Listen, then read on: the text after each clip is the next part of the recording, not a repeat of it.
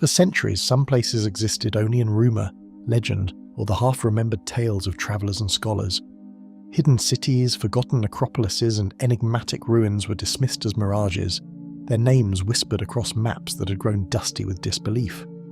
Yet a few determined archaeologists braved deserts, jungles, and mountains to uncover what others insisted was impossible. Their discoveries, often shrouded in sand, mist, or dense foliage, revealed civilizations long vanished, leaving only structures, inscriptions, and artifacts to testify to their reality. Step quietly into the shadows of these lost worlds, where pyramids pierce sun-bleached sands, ceremonial complexes lie buried beneath layers of earth, and tombs murmur secrets across centuries. Feel the grit of desert winds, the hush of ancient forests, and the weight of history pressing from walls and ruins long abandoned. With each excavation, you trace paths through cities erased from memory, every stone and artifact a clue to what the world once claimed did not exist. Heinrich Schliemann and the Ruins of Troy. Across the northwestern edge of modern-day Turkey, near the Dardanelles, a low mound known as Hisarlik rises quietly above the plain. In the 19th century, few scholars believed that this wind-beaten hill concealed anything of consequence. The city of Troy, immortalized in Homer's Iliad, was widely regarded as a poetic invention rather than a historical fact. Yet it was here that Heinrich Schliemann, a self-taught German businessman turned archaeologist, began digging in 1871, convinced that beneath layers of earth lay the remains of a city the world had long dismissed as myth. Schliemann had not been trained in archaeology, nor was he guided by academic consensus. Born in 1822 in Neubukau, in what is now Germany, he grew up hearing Homeric tales from his father, a Lutheran pastor. Those stories took hold early and never loosened. By middle age, after building a fortune through trade in Russia and California, during the Gold Rush era, he redirected his wealth and energy toward a singular goal: to prove that the Trojan War had been rooted in reality.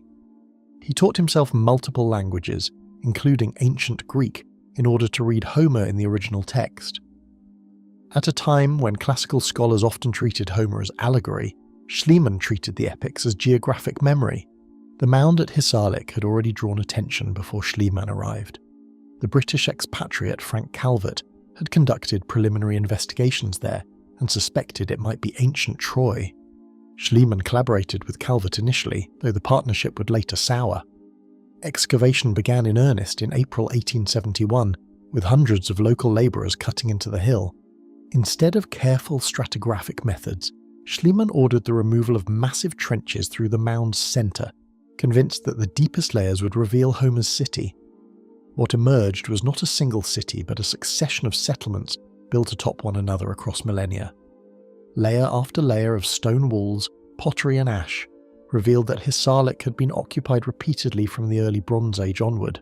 Defensive ramparts, gateways, and traces of domestic structures gradually appeared, suggesting an organised and fortified settlement rather than an isolated outpost. Schliemann identified one of the lower strata, which he called Troy II, as the city of Priam described in Homer. In 1873, he announced the discovery of what he named Priam's treasure, a cache of gold ornaments, diadems, silver vessels, and copper weapons that he claimed had been found near a palace wall. The treasure electrified Europe. Schliemann smuggled it out of the Ottoman Empire, later donating it to Berlin's museums. Among the artifacts were intricate gold earrings and a large gold diadem that he famously photographed on his wife, Sophia Schliemann, presenting her as a modern Helen of Troy. Newspapers proclaimed that Homer's epic had been vindicated, that the walls stormed by Achilles and defended by Hector had stood upon that very hill. For many, Troy was no longer fiction but unearthed stone and hammered gold. Yet questions lingered. Subsequent analysis would reveal that Troy II dated to around 2500 BCE, far earlier than the traditional period assigned to the Trojan War, often placed in the late 13th or early 12th century BCE. Schliemann, driven by conviction, had dug too deep and too aggressively, destroying parts of later layers that may have held clearer connections to the era described in the Iliad. His methods drew criticism even in his own time, as archaeology was beginning to evolve into a more systematic discipline. Some scholars also questioned the exact circumstances of the treasure's discovery, noting inconsistencies in Schliemann's own accounts. Despite these controversies, the excavations did not end with Schliemann's initial claims. In the 1890s, Wilhelm Dorpfeld, who had worked with Schliemann, re-examined the stratigraphy and argued that Troy VI, not Troy II, better matched the scale and fortifications expected of Homeric Troy. Massive stone walls, sloping defensive structures, and evidence of destruction suggested a prosperous late Bronze Age city. Later in the 20th century, Carl Bliggen's excavations would identify Troy Fia as a possible candidate for a city destroyed by war around 1180 BCE. The mound at Hisarlik thus transformed from a disputed hill into one of the most intensively studied archaeological sites in the world. Its layered cities spanned more than 3,000 years of habitation, revealing trade connections with Anatolia, the Aegean, and beyond. Pottery styles, fortification techniques, and evidence of earthquake damage complicated the narrative of a single legendary siege. Still, the possibility remained that memory of a real conflict had survived through oral tradition before being cast into Homer's verse centuries later. Schliemann himself remained convinced until he died in 1890 that he had found the Troy of Priam. His writings, though sometimes embellished, captured the imagination of a public eager to see myth anchored in soil. Critics accused him of romanticism and self-promotion, yet few denied that his work forced the academic world to reconsider long-held assumptions. The belief that Homer's epics were pure fantasy began to erode under the weight of stone walls and burnt layers. The broader implications extended beyond a single city. If Troy existed, then other places described in ancient texts might also rest beneath forgotten landscapes. Archaeology, once confined largely to collecting classical sculptures and inscriptions, turned toward excavation as a means of reconstructing entire civilizations. The search for Mycenae, Tiryns, and other Bronze Age centres gained urgency, and Schliemann himself would go on to excavate at Mycenae, uncovering shaft graves filled with gold masks and weapons. Time has softened the more extravagant claims while preserving the central achievement. Hisarlik is now widely accepted as the site of ancient Troy, though scholars continue to debate which layer corresponds to Homer's narrative, if any do precisely. The site was designated a UNESCO World Heritage location in 1998, recognised for its complex stratigraphy and its enduring place in cultural memory. The treasure, once hailed as Priam's, now resides in Moscow's Pushkin Museum, having been taken by Soviet forces after the Second World War. In the end, Heinrich Schliemann did not simply uncover walls and ornaments, he altered the boundary between myth and history. His excavations demonstrated that beneath stories recited for centuries could lie the material traces of real communities, shaped by trade, conflict, and catastrophe. The hill at Hisarlik no longer stands as an empty symbol but as a layered record of human occupation, stretching back to the 3rd millennium BCE. And yet, even with trenches cut and artifacts catalogued, the precise Troy of Homer remains elusive, suspended between epic poetry and archaeological strata. Somewhere within those buried layers, the line between legend and memory still waits to be drawn. Hiram Bingham and the Lost City of Machu Picchu. Mist clung to the jagged ridges of the Andes, hiding valleys that even seasoned explorers had long assumed impassable. For centuries, the mountains seemed indifferent to the stories of vanished cities, their steep spines and sudden drops erasing memory from anyone who tried to penetrate them. Scholars debated the fate of the Inca Empire's final stronghold, while locals told stories of terraces and walls that only appeared when clouds briefly parted. Into this uncertain landscape arrived Hiram Bingham, a Yale lecturer and historian, following fragments of chronicles and oral histories that hinted at something both unreachable and extraordinary. Rumours of a forgotten Inca city had circulated for centuries, dismissed by outsiders as legend or exaggeration. Spanish accounts from the 16th century described a retreat known as Vilcabamba, the last seat of resistance after the conquest of Cusco. Beyond these fragmented references, however, the highlands remained silent, and the mountains themselves seemed to guard their secrets. Bingham's quest was not purely romantic. He sought a tangible link between history and myth, a city so remote it had survived the reach of conquest and the erasure of time. Hiram Bingham arrived in Peru in 1911 armed with maps, historical chronicles, and a determination to locate a place few believed truly existed. Educated in the classics and deeply intrigued by the Inca legacy, he approached the expedition with methodical preparation, yet little could have readied him for the landscape itself. He travelled from the relatively accessible Cusco into a labyrinth of ridges and rivers, moving deeper into territory where topography alone could turn a search into a hazard. Each day of travel brought uncertainty, and each night the outline of the peaks merged with the stars and mist, hiding what might lie beyond. The Urubamba River cut a deep green gorge below, its turbulent waters separating lowland settlements from the peaks above. From its banks, the surrounding mountains seemed unnavigable, their sides covered in dense cloud forest that clung to cliffs and slid into ravines. Bingham and his team traced narrow paths, relying on horses, mules, and the guidance of local families who understood the contours of the land far better than any map. The river's roar, echoing through the canyon, became a constant reminder that discovery was as much about endurance as it was about intellect. Local farmers spoke in hushed tones of stone terraces and crumbling walls, visible only when the fog lifted briefly in the morning. They recounted that the ruins were places of memory, known but rarely visited, overgrown and half forgotten.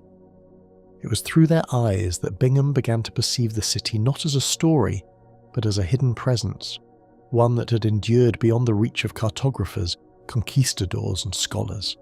The idea of a lost city began to take shape, not as fiction, but as a tangible location obscured by vegetation and altitude. Climbing a narrow, slippery path, Bingham first glimpsed a series of terraces and structures emerging through the jungle, as if rising from the clouds themselves. The moment was abrupt yet gradual, one terrace, then another, each aligned with the contours of the mountainside.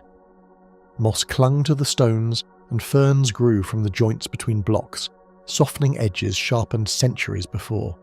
The city was vast, spread across a ridgeline that demanded every ounce of caution from the climbers, while simultaneously inspiring awe. What had seemed impossible now revealed itself, though still partially hidden, as if the mountain had slowly unveiled its secret, only to those willing to climb. At the summit he encountered walls built with precise granite blocks, their surfaces smooth and their joints impossibly tight despite centuries of weathering. Sunlight occasionally broke through the mist, illuminating trapezoidal doorways and windows cut with deliberate angles. Every corner, every wall, suggested careful planning and an advanced understanding of structural stability. It was a civilization in miniature, a city built for both function and ceremony, carefully adapted to steep terrain and seismic activity. The quality of the stonework told a story of expertise and intention that had survived centuries of neglect. Initially believing he had uncovered Vilcabamba, he soon realized that the site's scale and ceremonial features suggested a city with a purpose far more complex than the chronicles described. Temple structures, ritual stones, and agricultural terraces indicated royal or religious significance. The Intihuatana stone, precisely aligned with solar positions, hinted at astronomical knowledge encoded in stone. Bingham understood that the city was more than a last refuge. It had been designed to impress, to endure, and to integrate the natural environment into its very identity. Mystery clung to its origin even as the structures emerged with clarity. As photographs and reports reached Yale University and the National Geographic Society, skepticism began to shift into astonishment. The images revealed a city that seemed to float above the valley, terraces cascading into mist, and temples emerging from thick jungle. Scholars, journalists, and the public were captivated, seeing in the ruins confirmation that an empire thought extinguished had left behind its finest legacy. Machu Picchu entered the imagination of the world not as myth, but as a tangible documented place that had long existed outside the gaze of outsiders. Archaeologists later uncovered water channels, agricultural plots, and ritual spaces that testified to careful planning rather than mythic exaggeration. Every terrace drained efficiently, every stone aligned with both topography and celestial events. The city demonstrated sophisticated knowledge of hydraulics, urban planning, and environmental management, revealing a civilization whose ingenuity had endured in secret for centuries. Machu Picchu was simultaneously familiar and alien, a human construction that seemed to grow from the mountain itself.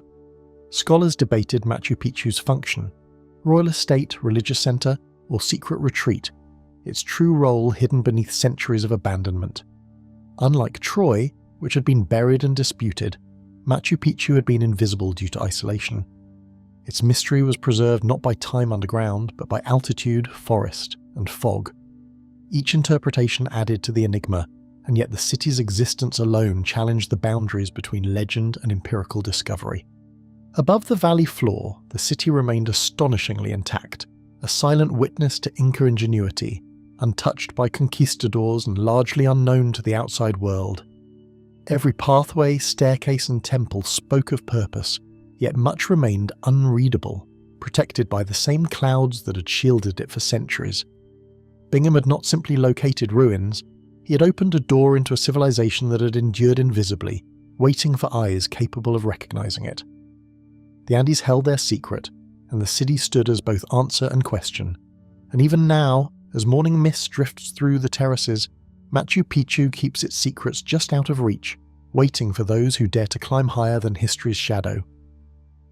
Howard Carter and the tomb of Tutankhamun. Golden light spilled over the desert, casting long shadows across the limestone hills of the Valley of the Kings, where centuries of tombs lay hidden. Among these ancient sepulchres, countless chambers had already been excavated, catalogued, or looted, yet one site remained untouched, its presence uncertain and its secrets preserved beneath dust and stone. Howard Carter, a meticulous British archaeologist, approached the valley with both determination and caution, aware that what he sought could redefine history. For years, scholars had debated whether any tombs could survive intact, and yet here, the possibility lingered, waiting to be uncovered.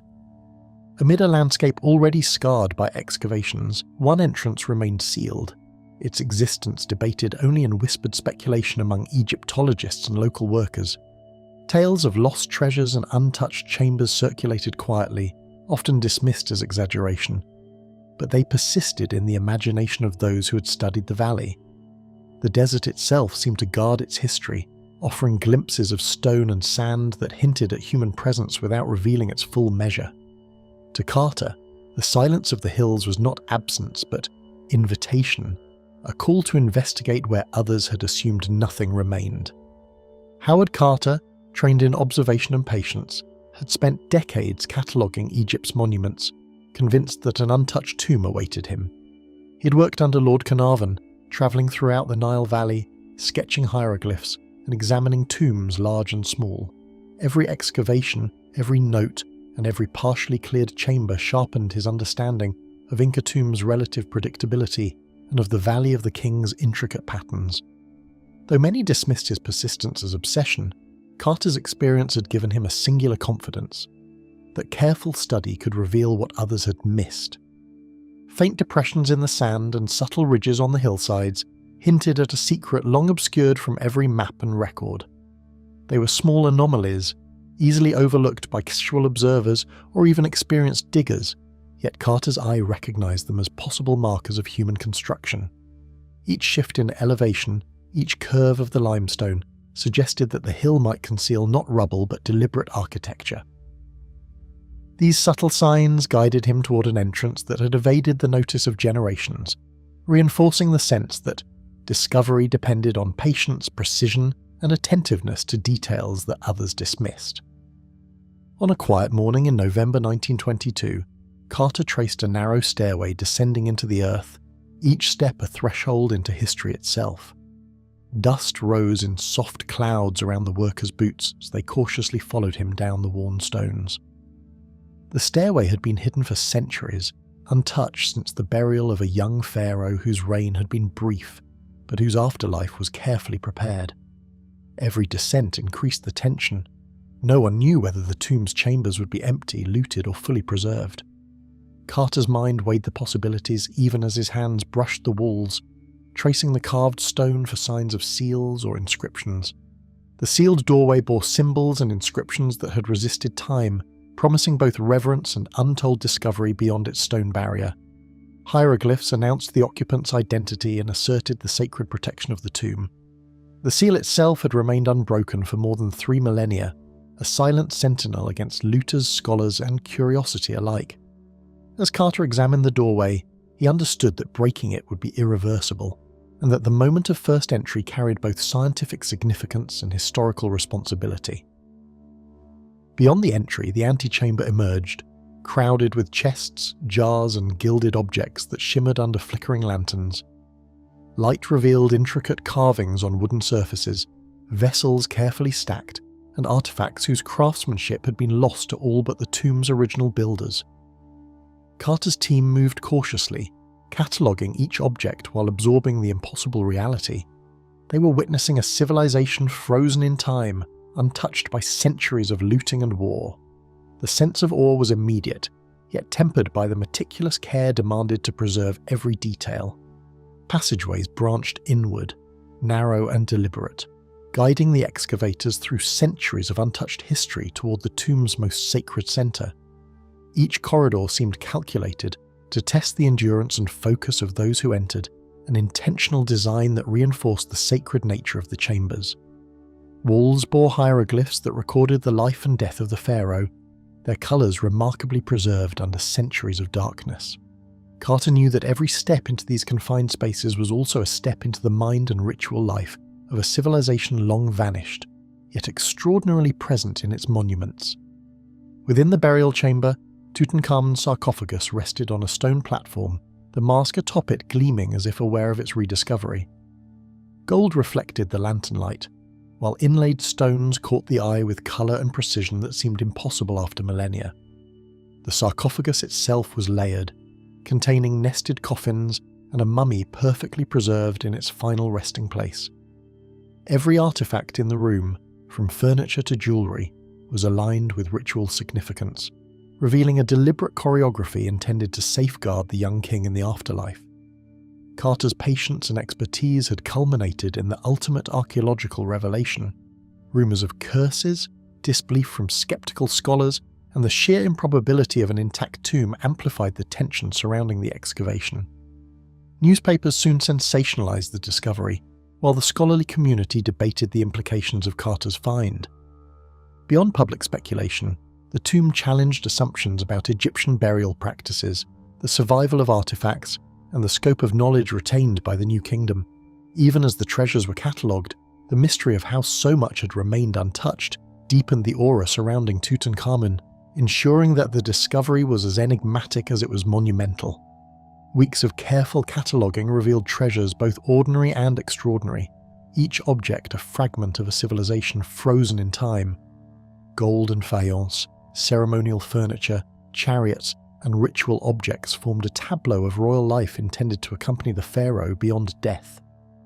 Carter's meticulous notes recorded measurements, locations, and conditions of every piece, producing a map of an afterlife carefully imagined and executed.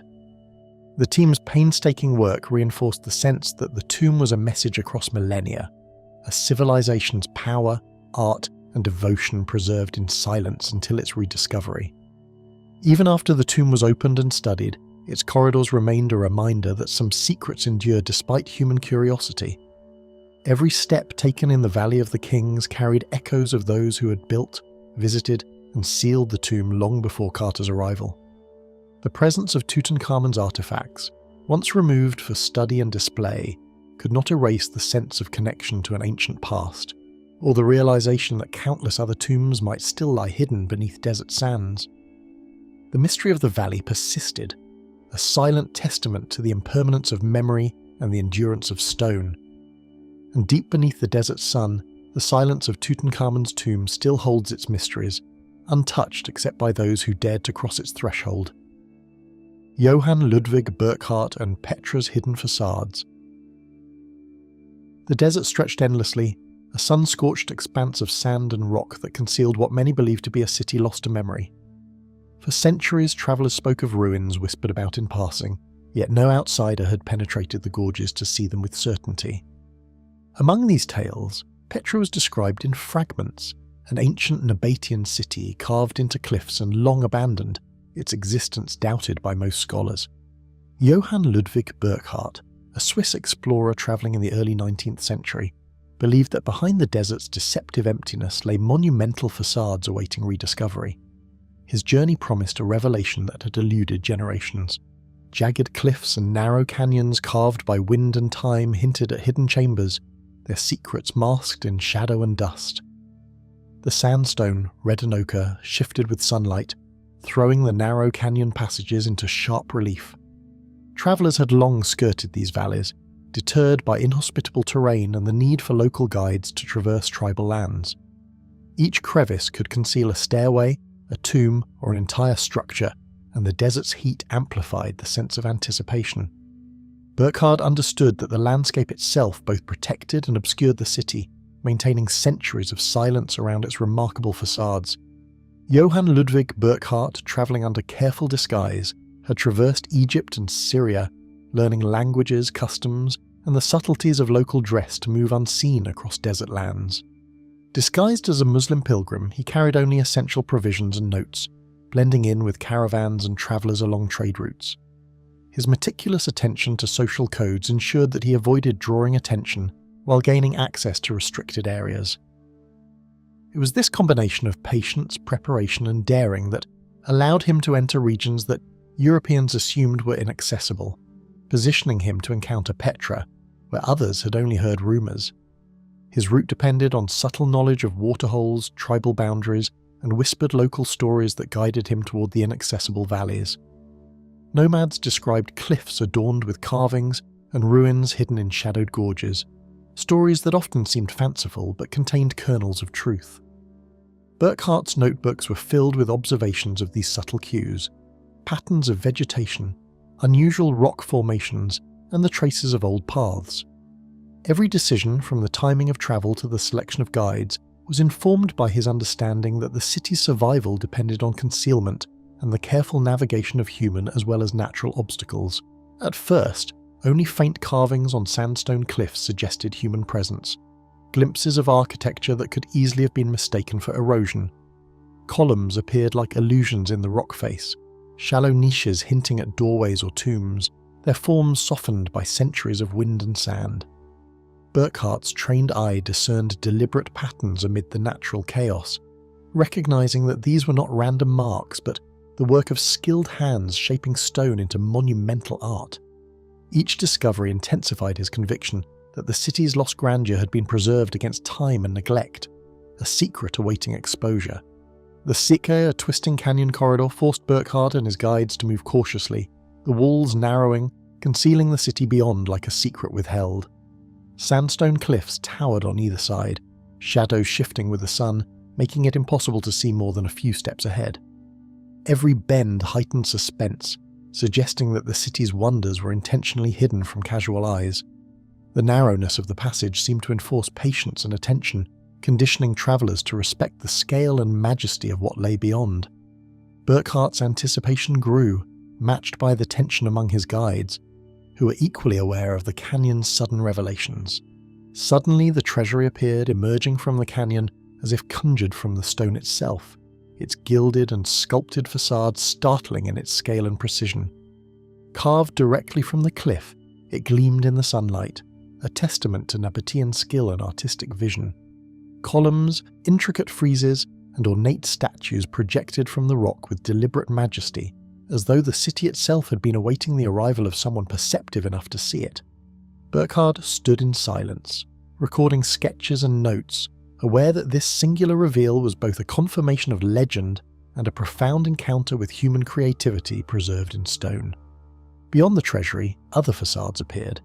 Tombs, temples, and dwellings carved into cliffs, revealing a sprawling city hidden in plain sight.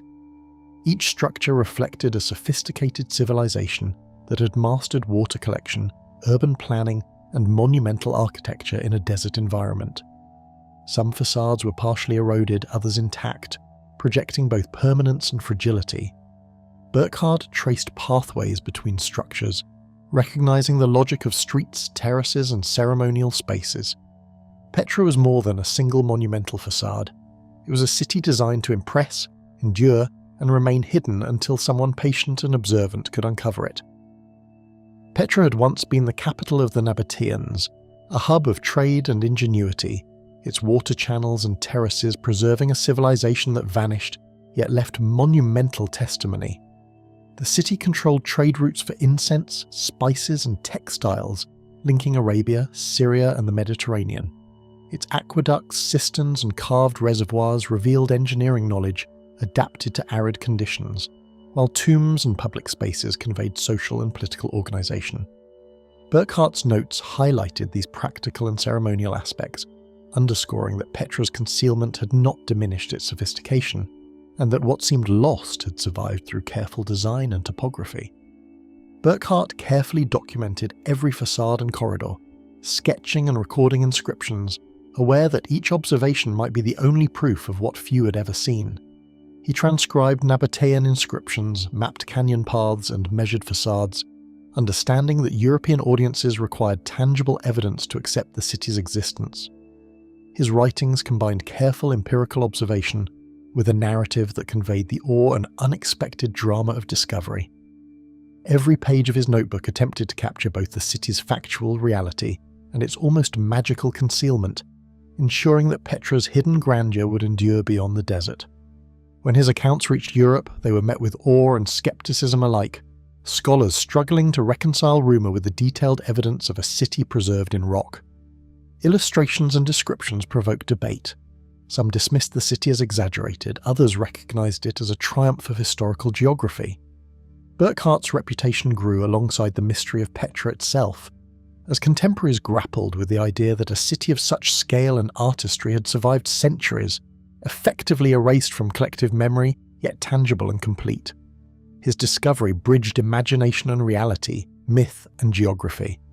Even centuries later, many of Petra's facades remain partially concealed, their scale and craftsmanship silently asserting the ingenuity of a civilization that time almost forgot. Archaeologists continue to explore side canyons, uncover tombs, and document inscriptions, revealing new layers of urban planning and artistry. The city's survival in a hostile environment underscores the intersection of human ingenuity and natural concealment, ensuring that Petra continues to inspire wonder. Burckhardt's patient observation and careful recording preserved knowledge of the city's existence, yet much of its majesty still waits to be fully understood. Within the canyon shadows, Petra continues to guard its hidden facades, revealing its secrets only to those who venture far enough into its silent corridors. Paul-Émile Botta and the Palace of Khorsabad. The Mesopotamian plain stretched like an endless canvas, its apparent emptiness concealing centuries of buried ambition and stone. To the casual eye, the sun-baked horizon revealed little more than sand and low mounds, yet beneath this quiet landscape lay remnants of a city that few believed had survived the sweep of time. Paul-Émile Botta, a French consul and self-trained archaeologist, approached the ruins with a determination born of careful study and restless curiosity. He believed that in these plains of northern Iraq, a forgotten Assyrian capital awaited discovery, a monumental palace hidden for centuries under the weight of soil and silence. Travellers and scholars had long whispered of lost cities, of ruins glimpsed from a distance or described in the pages of ancient texts.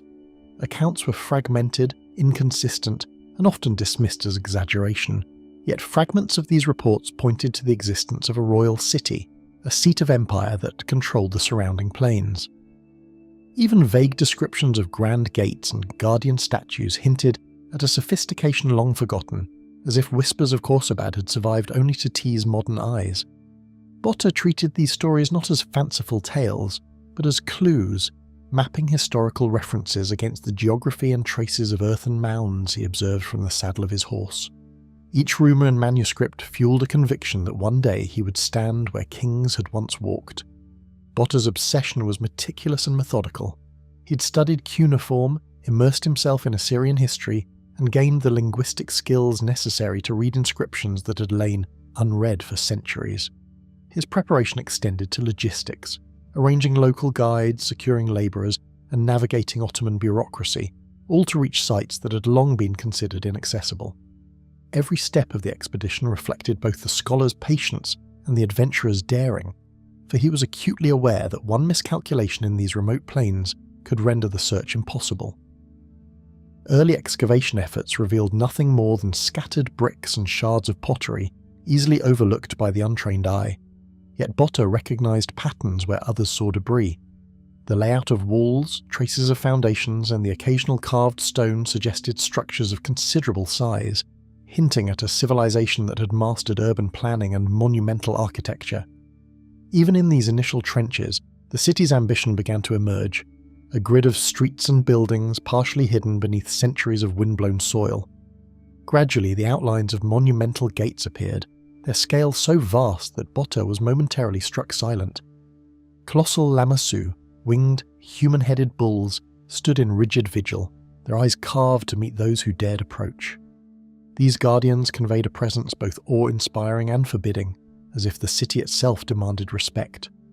For Botta, the moment crystallized the extraordinary survival of a city long considered lost. The ruins were not mere vestiges, they were living symbols of imperial authority, frozen in stone but resonant across centuries. At the heart of the city rose the palace of Sargon II, revealed piece by piece as excavation deepened. Vast halls with high ceilings, intricately carved reliefs, and ceremonial chambers hinted at the grandeur of an empire that had exerted influence over the surrounding lands. Bas-reliefs depicted triumphs in war, religious rites, and the ruler's divine connection, while ornamental motifs filled spaces between inscriptions, suggesting a level of sophistication previously unknown for Assyrian architecture. The scale and detail were unlike anything Botta had anticipated. Each hall seemed to echo with voices of the past, as though the kings themselves still paced the corridors. Standing amidst these colossal structures, Botta was confronted with the reality of a civilization whose reach and artistry rivaled the legends he had studied. Cuneiform inscriptions, etched into stone with precise care, told stories of kingship, conquest and ritual. Each tablet and wall carried encoded information, decrees, commemorations and references to gods that had long ceased to be worshipped. Botta's scholarly eye deciphered these fragments, piecing together a narrative of a city that had been meticulously organized and culturally vibrant. The inscriptions reinforced the city's intentionality, demonstrating that Khorsabad was no accident of history, but a conscious projection of imperial power frozen in architecture and art.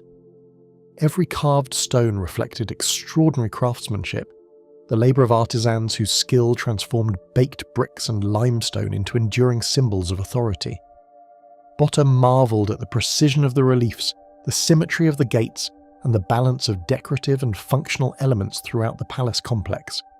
Each wall seemed to communicate with the observer, asserting dominance and sophistication, conveying a story of human endeavour, and leaving no doubt that the city had been conceived as a statement of empire, not merely a place of habitation.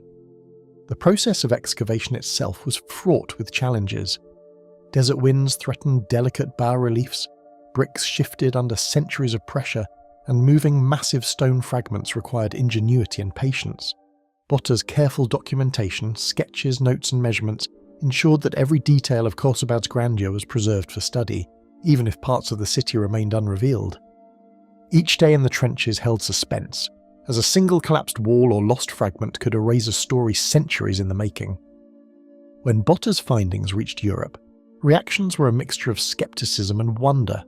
Scholars marvelled at the scale and sophistication of Khorsabad, struggling to reconcile the discovery with prior understanding of Assyrian history. Some dismissed the reports as exaggeration, while others acknowledged that a city of unprecedented size and artistry had survived in a region that had long been considered archaeologically exhausted. The debate itself highlighted the extraordinary nature of Botta's achievement. A city that once dominated the plains of Mesopotamia was now challenging modern expectations and assumptions. The city's broader layout revealed meticulous planning, from fortified walls to ceremonial avenues and administrative quarters. Streets aligned with gates, reliefs marked important spaces, and tombs hinted at a ritualistic organization of civic and sacred life. The sheer ambition of Khorsabad's design left visitors disoriented, struggling to comprehend how a city so vast and purposeful could vanish almost entirely from memory. Khorsabad was both practical and symbolic, a functioning imperial capital and a monument to power, intended to project authority through its scale, art and urban logic. Yet much remained buried, leaving archaeologists with tantalizing hints of chambers, gates, and streets still unread and unexplored. Even now, Khorsabad retains secrets in its partially exposed walls and buried foundations. Excavations have revealed only portions of the city, leaving corridors, reliefs, and inscriptions that continue to defy full interpretation.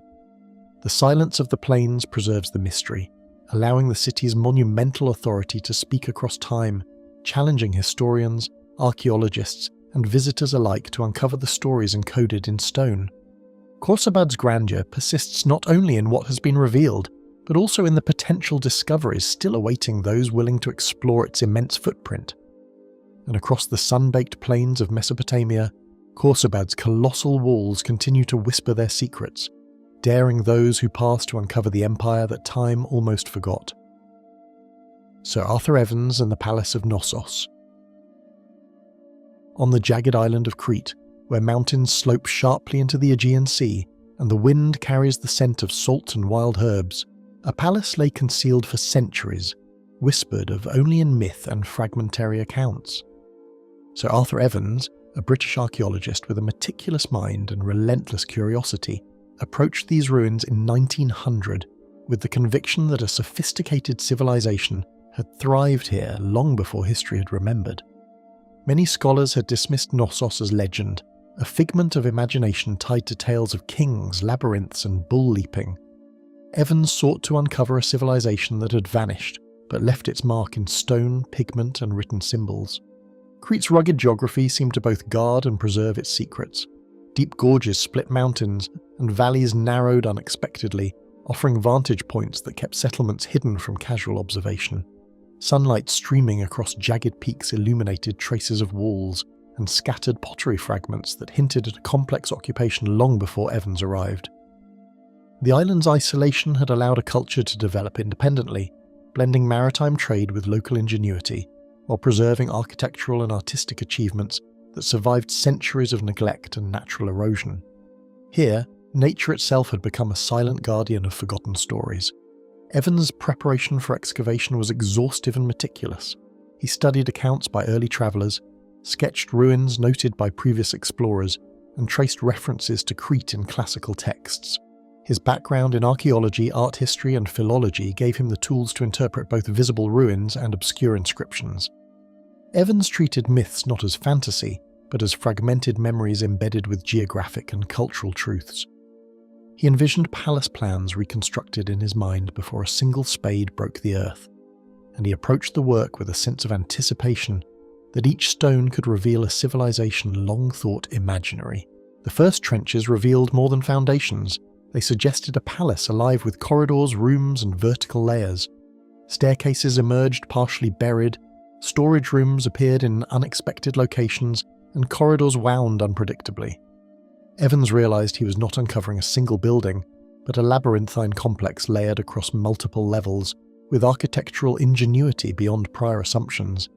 Every exposed wall hinted at functional spaces for administration, ritual, or domestic life. Small artifacts, pottery shards, and remnants of frescoes hinted at artistic and religious practices, foreshadowing discoveries that would redefine understanding of the Bronze Age Aegean. Walking through the palace for the first time, Evans described a sense of disorientation akin to myth itself. Corridors turned sharply, staircases led to hidden chambers, and sunlight filtered through irregular windows and courtyards, creating shifting shadows that suggested a conscious manipulation of space. Rooms opened unexpectedly onto expansive halls, and narrow passages twisted into dead ends or secret chambers. The labyrinthine design, echoing ancient accounts of Daedalus' maze, created a tangible connection between myth and archaeology, leaving both Evans and his team uncertain where one chamber ended and another began, or what stories each space might conceal. Among the palace walls, vivid frescoes emerged from centuries of neglect, astonishing in their detail and colour. Scenes depicted ceremonial processions, bull-leaping, dolphins and marine life, and dancers moving with fluidity across palace walls. The frescoes offered glimpses into ritual, sport and social hierarchy, suggesting a culture deeply attuned to symbolism and aesthetics. Garments, hairstyles and gestures preserved in pigment hinted at sophistication, while the recurring motifs of nature and ritual revealed values that transcended time. Every stroke and hue seemed to echo the rhythm of a society that had flourished and vanished, leaving only visual whispers of its vitality. Inscriptions carved and impressed into clay added another layer of mystery.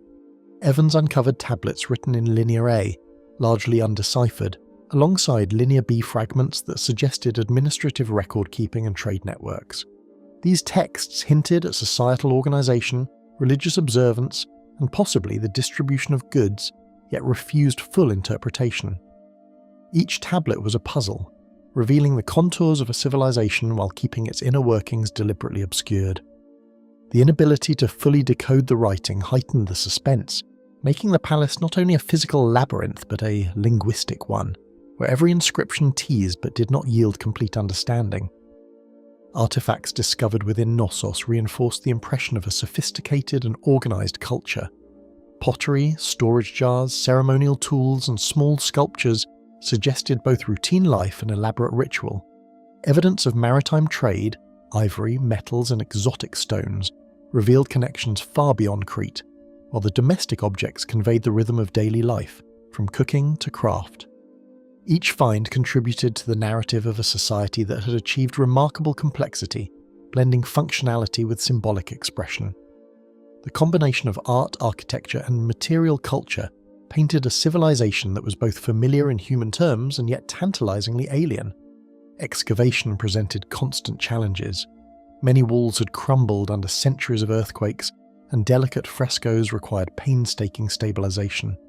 Dust, heat, and the unpredictability of the terrain made every day a test of endurance and patience.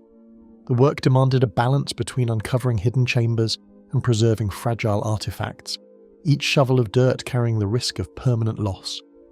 Every discovery, from a fragment of pottery to a partial fresco, was imbued with suspense, hinting at the broader palace story while leaving unanswered questions about the people who had built and inhabited it.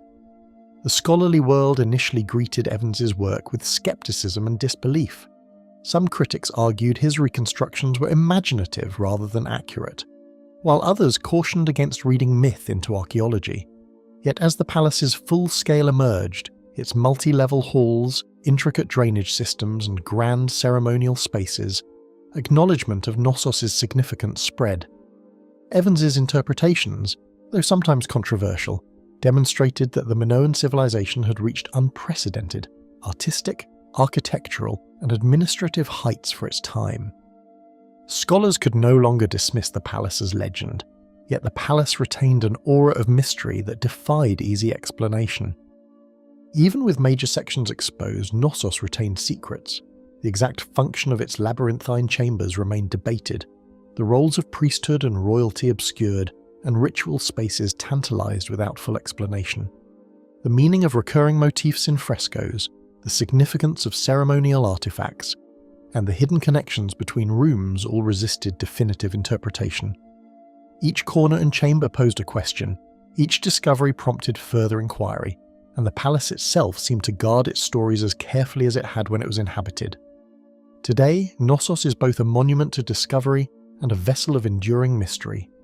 Tourists walk through reconstructed corridors, study frescoes revived through conservation, and contemplate inscriptions that remain only partially understood.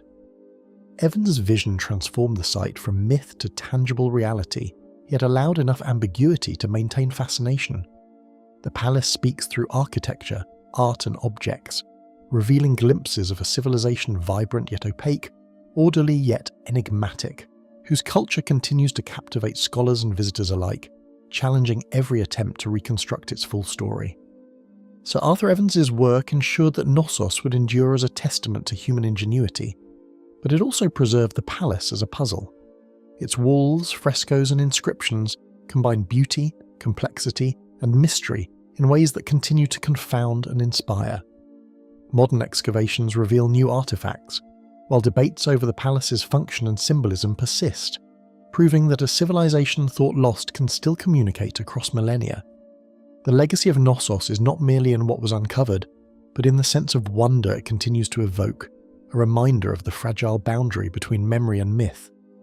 Within the twisting corridors, sunlit courtyards, and silent chambers of Knossos, the echoes of a vanished civilization linger, daring anyone who enters to uncover truths it has kept for centuries.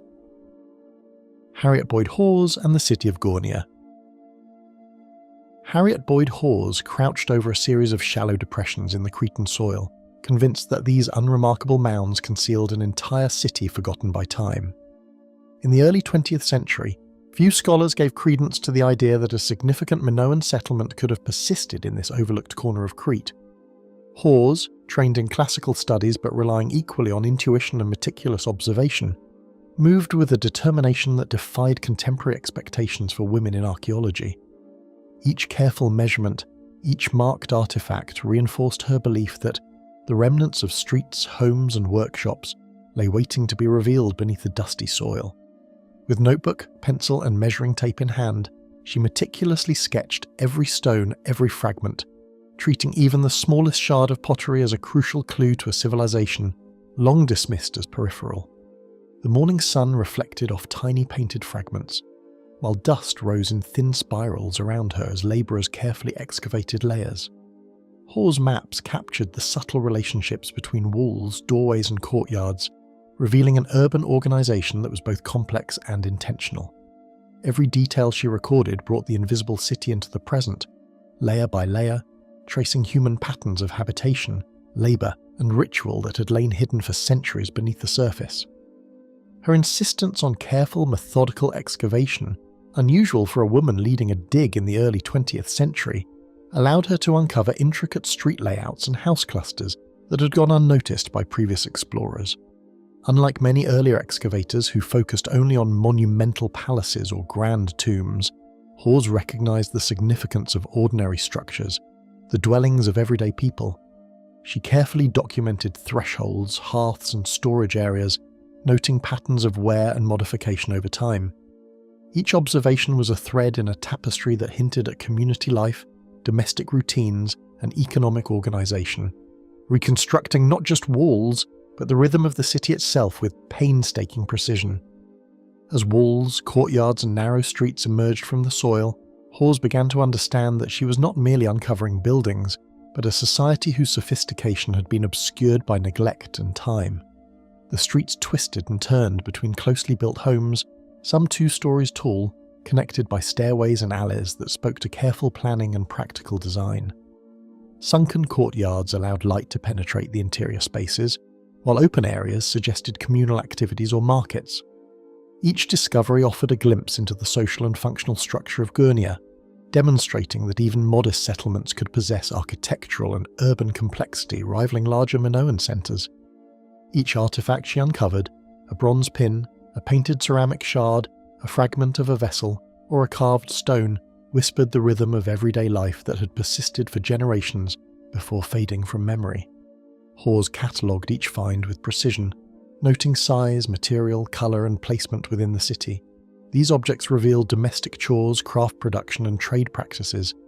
Even simple tools or cooking implements testify to centuries of human activity.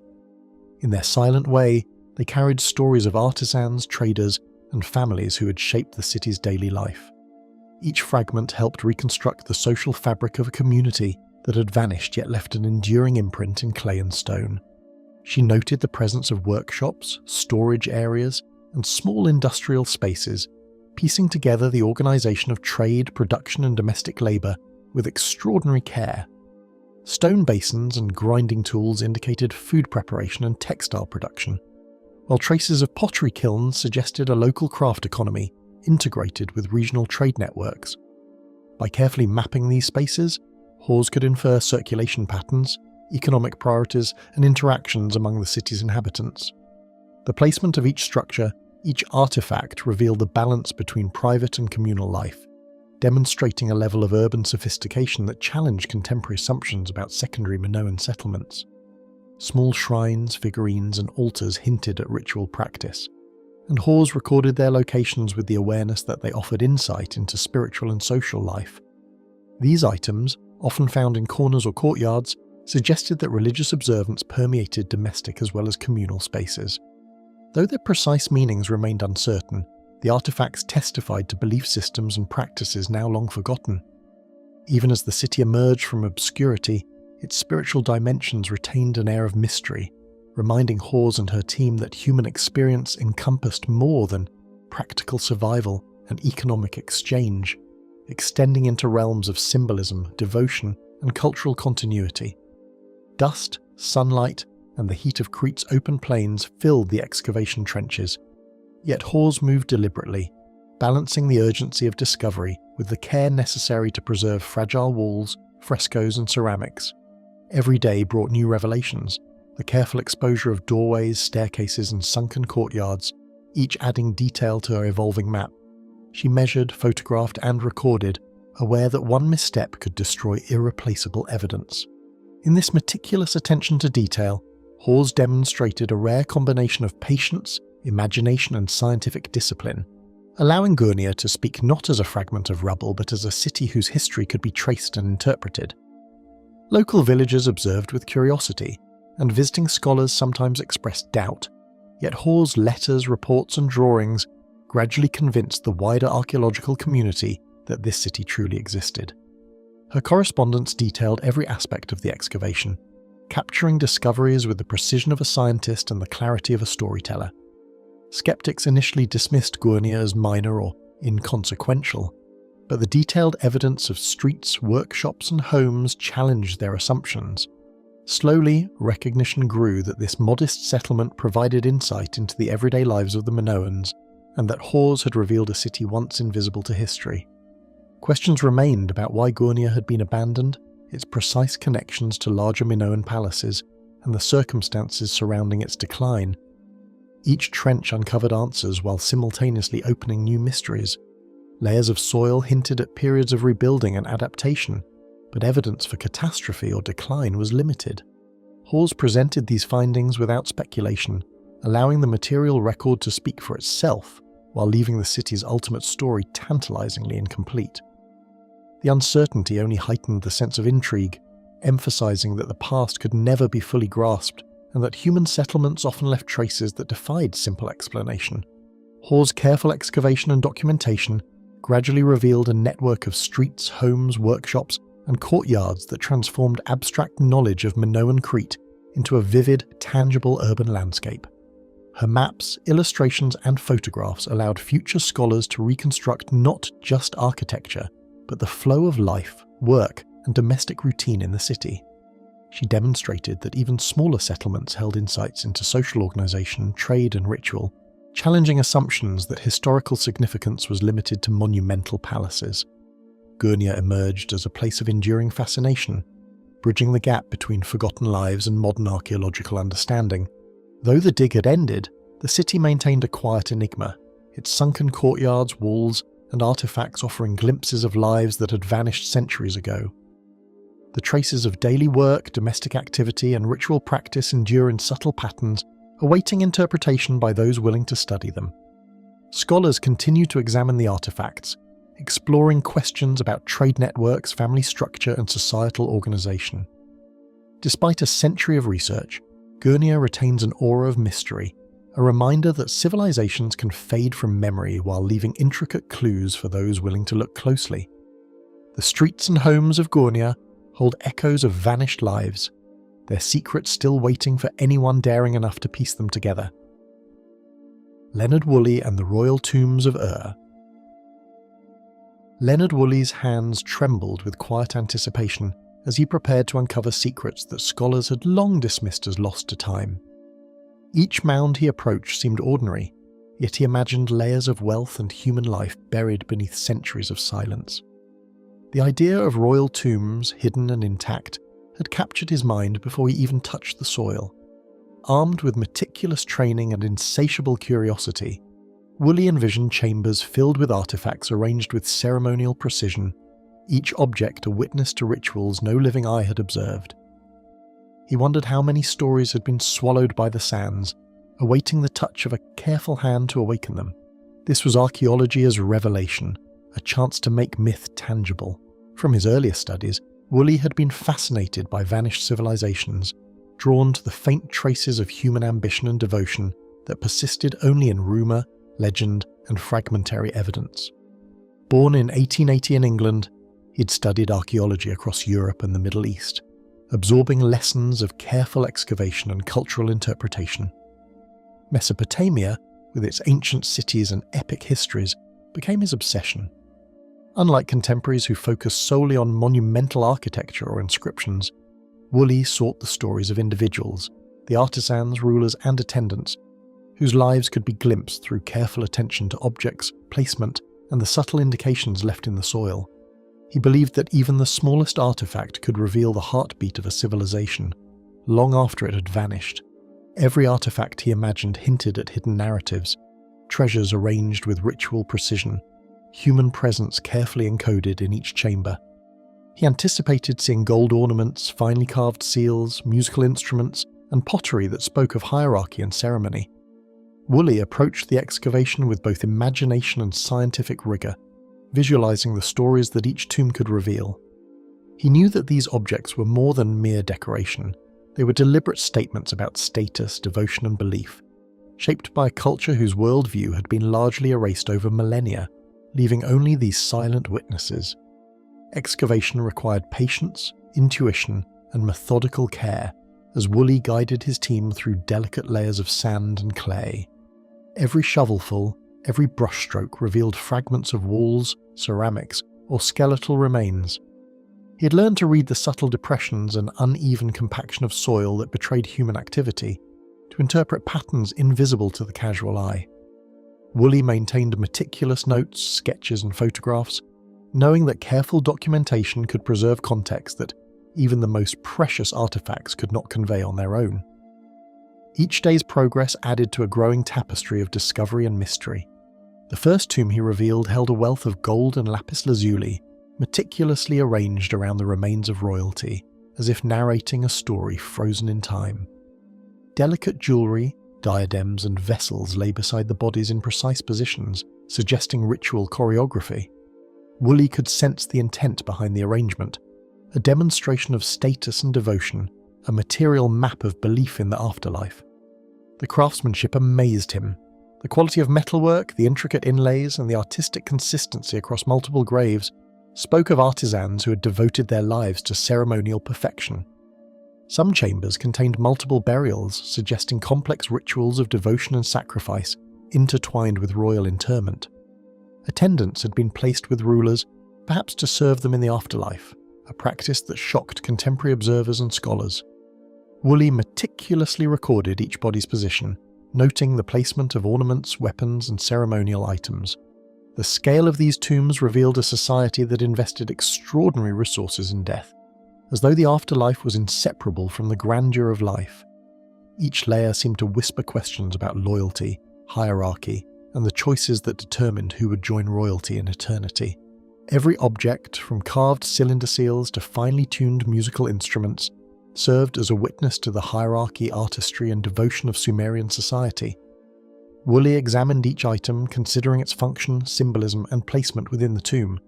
These objects were messages across time, carefully curated to communicate status, faith, and ritual knowledge.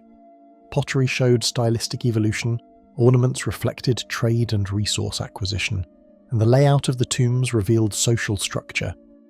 Collectively, the artifacts narrated an ancient civilization in ways that texts alone could not, offering glimpses into human experience thousands of years old. Woolley documented every artifact and body placement with precision, aware that the arrangement of objects might hold hidden significance beyond their material value. He compared patterns across tombs, noting similarities in burial orientation, grouping of attendants, and distribution of wealth. The meticulous recording allowed him to reconstruct ceremonial procedures and social hierarchies that had shaped these tombs. Woolley's methods combined artistry and science. The careful layering of observation, interpretation, and photographic evidence ensured that the story of Ur could be reconstructed with accuracy, while retaining the aura of mystery that surrounded each burial chamber. News of the royal tombs sent ripples through Europe, captivating scholars and the public alike, many of whom could hardly believe such opulence had existed in a civilization thought to be obscure. Reports highlighted the astonishing wealth: gold masks, diadems, jewellery, and vessels that rivaled anything found in the classical world. Debate arose over the authenticity, the context, and the implications of these discoveries. Woolley's careful publication of notes, photographs and maps eventually quelled skepticism, yet the sense of wonder and disbelief persisted, reinforcing the idea that Ur was a place both historically real and previously dismissed as almost mythical. Beyond material wealth, the tombs revealed an intricate cultural framework, showing how the Sumerians expressed power, faith and hierarchy through ritualized burial. The combination of grave goods, attendants, and carefully orchestrated layouts demonstrated the importance of ceremony in both life and death. Woolley noted that such arrangements were deliberate, reflecting beliefs about divine authority, cosmic order, and the continuation of the social hierarchy into the afterlife. The tombs of Ur, once thought lost to legend, illuminated the intangible world of meaning and devotion that underpinned Sumerian civilization. Some patterns seemed deliberately cryptic, hinting at knowledge meant to be understood only by the initiates who performed the rituals. Many questions persisted despite Woolley's careful work. The reasons behind the selection of individuals interred, the precise sequence of rituals, and the symbolic logic of artifact placement remained partially mysterious. Scholars continue to debate whether attendants were volunteers or compelled, whether some objects were practical or purely ceremonial, and how these burials related to broader Mesopotamian religious practices. Woolley's careful documentation allowed future generations to explore these questions, but the fundamental sense of wonder, the realization that entire human lives and beliefs could be hidden for millennia, remains intact. The meticulous work of Woolley transformed the royal tombs of Ur into a benchmark for archaeology, blending methodical excavation with the wonder of uncovering a civilization long concealed by time. His combination of rigor, intuition, and respect for the human stories preserved in the soil inspired generations of archaeologists. The tombs themselves became not just a source of artifacts, but a testament to ritual, devotion, and the human desire to leave traces that endure. Through careful observation, recording, and interpretation, Woolley revealed the intricate interplay of life, death, and memory in one of history's earliest great cities. Every chamber seemed to pulse with echoes of ceremonies never witnessed, a reminder of lives meticulously organized and reverently honored. The echoes of kings and attendants endure in the silent chambers of Ur, their treasures hinting at rituals and secrets that no historian has yet fully deciphered. Robert Koldewey and the Ishtar Gate of Babylon. Legends told of walls glazed in blue and gold, portals through which kings and gods alike seemed to pass, yet few believed the Ishtar Gate had survived the centuries of sand and conquest. For centuries, Babylon had been described in texts and travellers' accounts as a city of mythic scale and grandeur whose streets and temples seemed impossible to locate in the modern landscape. When Robert Koldewey arrived in 1899, he approached the ruins not as mere stones but as a story written in mud and brick, waiting to be deciphered. His mission was to uncover proof that one of history's most celebrated cities had truly existed. Trained as an architect and engineer in Germany, Robert Koldewey approached Babylon not as a mere ruin, but as a puzzle whose hidden geometries and scale demanded careful decoding. He had spent years studying ancient Near Eastern plans, considering the structural details of ziggurats, walls, and gates, attempting to anticipate the layers of construction that time might have concealed. Koldewey believed that careful measurement and patient observation could reveal not only the physical outlines of Babylon, but also the organization of power and ceremony that once gave the city its mythic aura. This methodical mindset would guide every step of his excavation. Excavating in the heart of southern Mesopotamia presented him with shifting political landscapes, unpredictable weather, and sands that buried millennia of memory in almost impenetrable layers. The Tigris and Euphrates rivers had flooded and shifted over centuries, depositing sediment and scattering remnants of the past across miles of desert. Ottoman officials, European archaeologists, and local communities all intersected in complex patterns of interest and suspicion. Koldewey had to navigate these competing forces while organising a team of local labourers and specialists, coordinating supplies, equipment, and the painstaking process of uncovering structures that had long been thought irretrievably lost beneath the sands. Shards of painted brick and shattered reliefs hinted at a structure of astonishing magnitude, each trace suggesting a gate that might bridge the realm of myth and history. Small fragments bore the unmistakable blues and golds that ancient texts described, and a few embedded images of lions and dragons caught the light in ways that suggested ritual significance.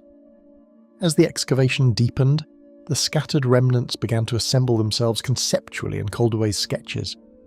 He recognized that he was not merely unearthing stone, but revealing a symbolic portal through which Babylon had projected both divine authority and human ambition, a threshold between the sacred and the profane. As walls emerged from the dust, he traced the precise angles of vaulted passages, projecting in careful sketches the monumental proportions of a city once spoken of only in legend. The gate's width and height, its alignment with surrounding streets, and the arrangement of stairways and platforms suggested a level of planning and urban sophistication unparalleled in contemporary sites. Every angle, every surviving relief, provided clues to the gate's original function, ceremonial role, and artistic intent.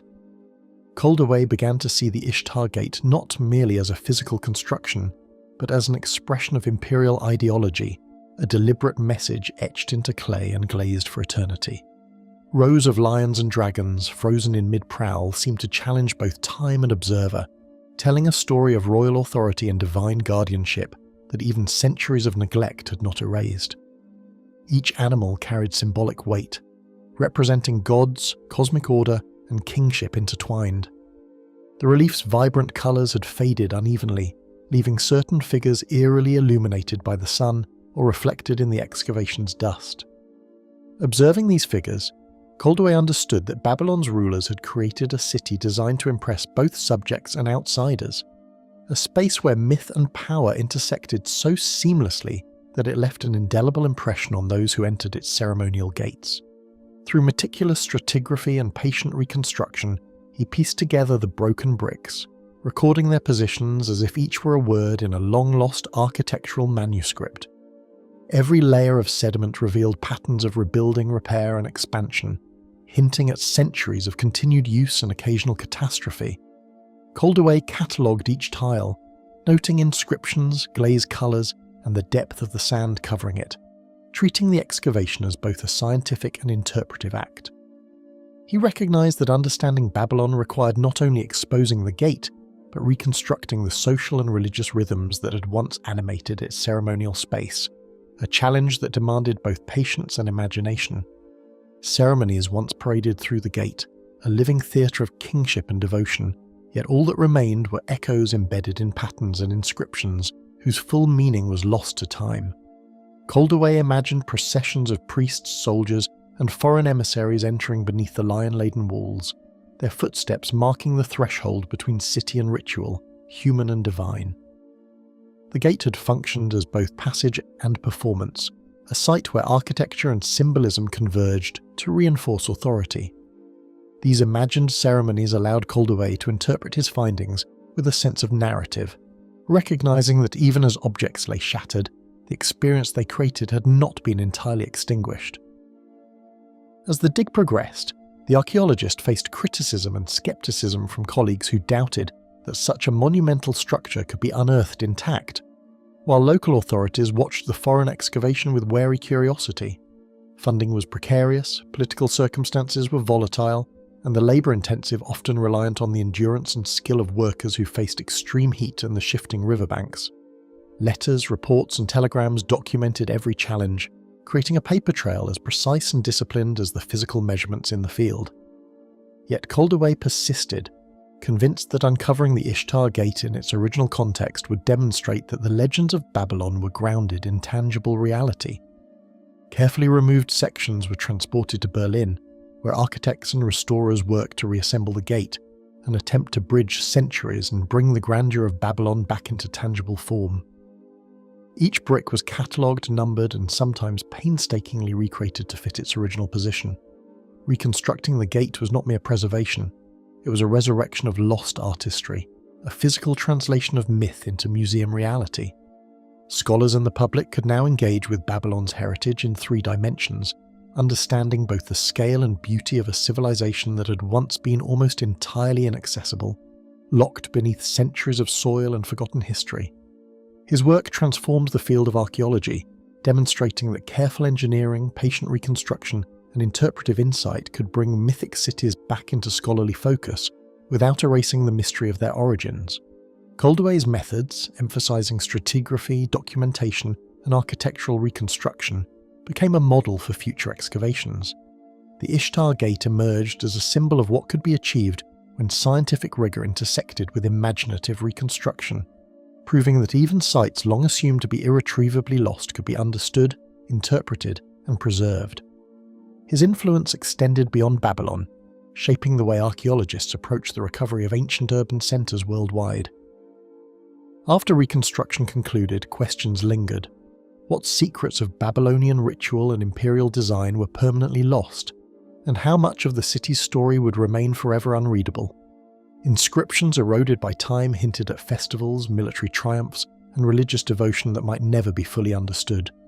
The original colours, patterns, and ceremonial arrangements suggested a deliberate communication to observers, yet gaps in knowledge prevented a complete translation of intent. Each discovery raised new questions, leaving the gate as both artifact and enigma, a reminder that the past is rarely fully recoverable, even when it is painstakingly uncovered. The dazzling bricks and formidable lions stand as enduring witnesses to an empire's ambition, whispering of stories that the desert still refuses to surrender. Flinders, Petrie, and the forgotten Egyptian settlements. Even in the shadow of pyramids and temples, countless Egyptian settlements had disappeared from memory, their existence reduced to whispers in sand and scattered fragments of mud brick.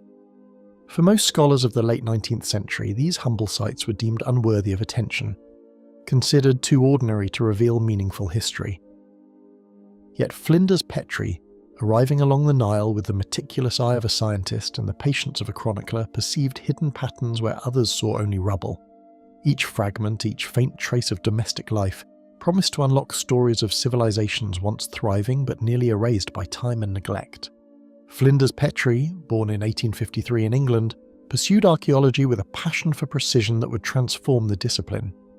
Raised in a family that valued science and observation, he combined careful measurement with an intuition for context, believing that every shard, no matter how small, could illuminate forgotten chapters of human activity.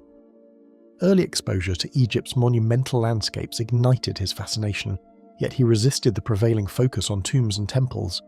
Petrie's vision extended to the overlooked settlements, where ordinary people lived, laboured, and built networks that shaped the civilization around them. He dedicated himself to uncovering what history had almost entirely forgotten. Unlike many of his contemporaries, Petrie measured, catalogued, and photographed each artifact meticulously, establishing sequences that could reconstruct a settlement's life from its discarded objects alone. His approach, which he termed sequence dating, relied on pottery, architectural fragments, and tool typologies to identify chronological layers. Petrie treated every excavation as a puzzle, where small mundane pieces, mud brick impressions, broken flint or worn ceramic, might reveal the organisation of streets, households, and workshops. This method transformed archaeology from treasure hunting into a disciplined forensic study. Each detail, recorded with exacting care, brought the invisible world of ordinary Egyptians into clearer focus, offering glimpses of lives lost to millennia. The Nile's shifting channels, blistering sun, and occasional political unrest made fieldwork arduous, forcing Petrie to navigate both natural and human landscapes with equal care. Floods could wash away entire sites overnight, and desert winds obscured the faint outlines of mud brick walls with layers of sand. Negotiating with local landowners and authorities required patience and diplomacy, as tensions over excavation rights often flared. Diseases and extreme heat challenged both team and equipment, and supply lines were precarious in remote regions. Yet Petrie approached these obstacles with methodical preparation, knowing that each challenge preserved the potential for discovery, and that patience and careful observation could uncover settlements invisible to the casual eye. When he uncovered the faint outlines of a settlement near Amarna, a jumble of low walls, hearths, and storage pits, the site seemed insignificant at first glance, yet Petrie immediately recognised its potential. Unlike the grandeur of royal tombs, these traces recorded everyday existence, where families slept, what they ate, and the tools that shaped their work. By carefully clearing each layer, he revealed a sequence of occupations that stretched back generations. Pottery fragments and small inscriptions suggested trade, craft, and social organisation. the seemingly mundane structures gradually revealed the rhythms of a society that had been written out of the historical record, their stories etched quietly into the mud and stone. Pottery shards, small tools, and animal bones hinted at daily routines, trade networks, and dietary habits, revealing a rhythm of life that had long been assumed lost to time. Petrie's meticulous cataloguing allowed him to reconstruct production methods, economic activity, and domestic routines. Even minor variations in ceramic styles could indicate changing fashions, cultural influences, or shifts in resource availability.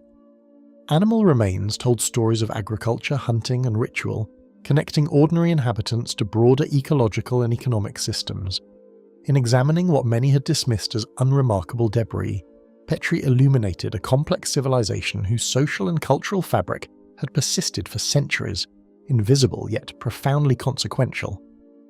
Through careful mapping and analysis, Petrie transformed these scattered clues into a coherent picture of domestic, industrial, and ceremonial spaces, giving form to a place once thought to have vanished entirely. Streets, courtyards, granaries, and workshops emerged in his drawings, revealing a settlement with social hierarchies, familial networks, and communal practices. He documented evidence of seasonal activity, labour organisation, and resource distribution. Even small altars and shrines suggested religious observance integrated into everyday life. By treating the forgotten settlement as a living city frozen in time, Petrie demonstrated that archaeology could restore entire communities from fragments, bridging the gap between ephemeral human activity and enduring historical knowledge. These modest settlements, once ignored, began to reshape understanding of Egyptian civilization, demonstrating that grand monuments were only part of a far richer social tapestry. By focusing on ordinary dwellings, workshops, and cemeteries, Petrie highlighted the ways common people contributed to the economy, politics, and cultural identity of ancient Egypt. His work challenged assumptions about what constituted meaningful archaeological evidence, showing that every artifact, no matter how small, could contribute to a larger narrative.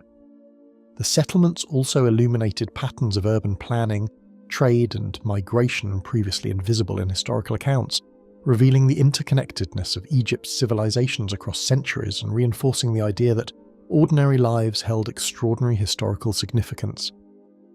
Some scholars criticized Petrie for spending years on seemingly trivial sites, arguing that temples and tombs held greater historical weight, yet his work revealed the profound insight hidden in the ordinary.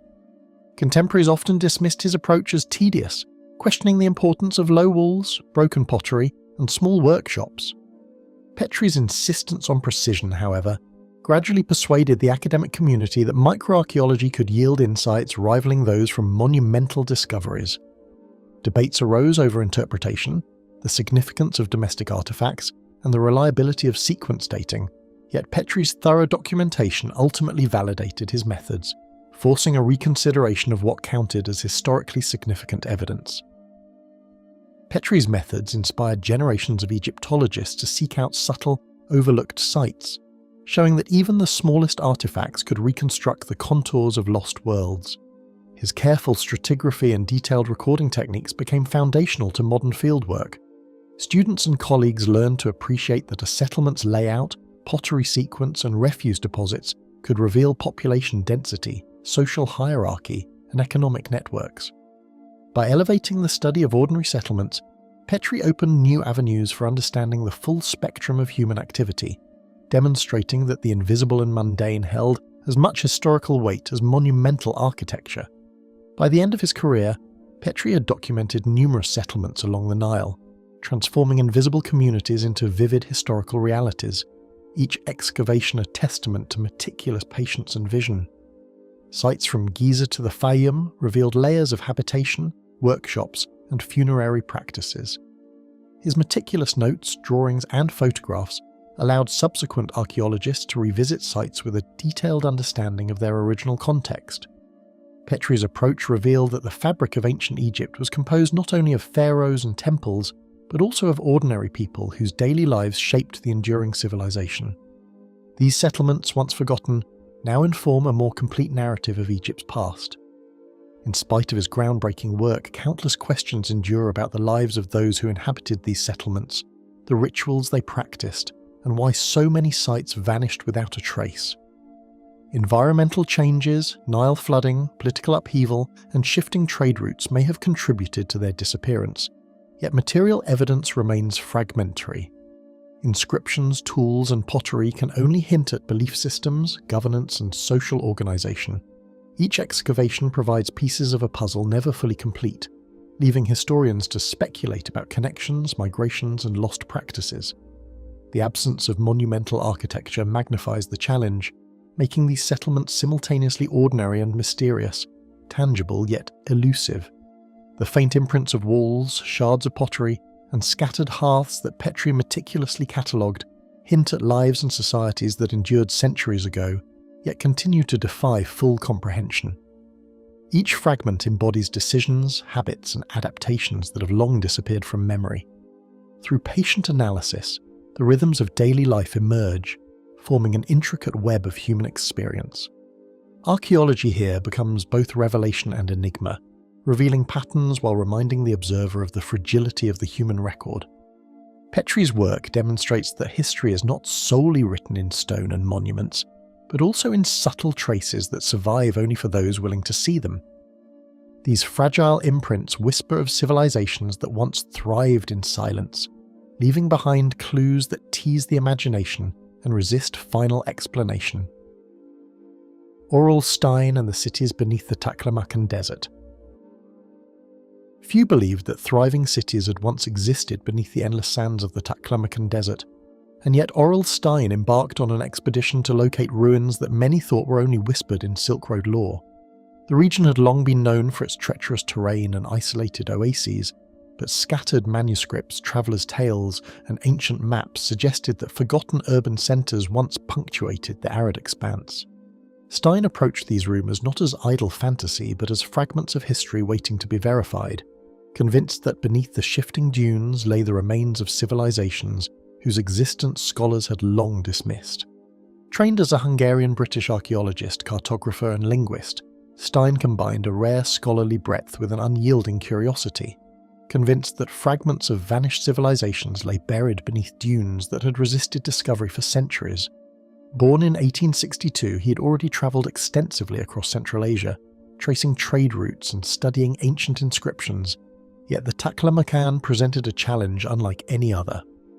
His preparation involved months of research into manuscripts in multiple languages, careful planning for a desert expedition, and assembling teams capable of navigating both the extreme environment and the logistical demands of long, isolated travel. Supplies, camels, and guides had to be organised with meticulous care, but the Taklamakan's vast expanse was treacherous, with scorching days, freezing nights, and hidden sand traps that could swallow a caravan without warning. Stein's parties travelled along narrow corridors between shifting dunes, often relying on the knowledge of local Uyghur and Mongol guides, who had passed down stories of abandoned settlements and water sources now hidden beneath sand. Even with these aids, he understood that a single miscalculation could endanger the entire mission. Every observation, every note had to be precise, as mistakes in the desert could erase both people and evidence within moments. Early reconnaissance revealed pottery shards, fragments of painted wood, and eroded walls barely visible above the sand, suggesting that these were not mere legends but the faint traces of once flourishing urban centres. Some of the structures appeared to follow regular street patterns, their orientations hinting at careful urban planning and trade-based design. Stein's sketches documented not only what could be seen, but also what the dunes might conceal, allowing him to hypothesize the presence of entire quarters now buried. Even the smallest fragment, a broken ceramic bowl, a carved stone lintel, became a crucial clue to a civilization that had largely vanished from historical memory. As Stein dug deeper, the outlines of streets, residential compounds, and defensive walls emerged, arranged with unexpected precision and reflecting a civilization whose architectural sensibilities had long been overlooked. Roof tiles, foundations, and mud brick walls revealed repeated phases of construction, suggesting a city that had endured cycles of prosperity and decline. Courtyards and public spaces hinted at administrative and commercial activity, while defensive fortifications implied the presence of conflict or the need to protect trade goods. With each new excavation, the notion that these were mythical places evaporated, replaced by the tangible evidence of human endeavour surviving in one of the harshest environments on Earth. Among the sand-strewn ruins, fragments of manuscripts, coins, and everyday objects spoke volumes about trade networks, religious life, and administrative practices, offering glimpses of complex societies thriving in apparent isolation. Stein recovered texts in multiple scripts, including Chinese, Brahmi, and local variants, revealing the multicultural interactions of desert settlements. Coins indicated exchanges between distant empires, while inscriptions documented local rulers and civic decrees. Even broken pottery could be traced to production centres hundreds of miles away, proving that these were not isolated hamlets but active nodes in the network of the Silk Road, now entombed in sand and secrecy.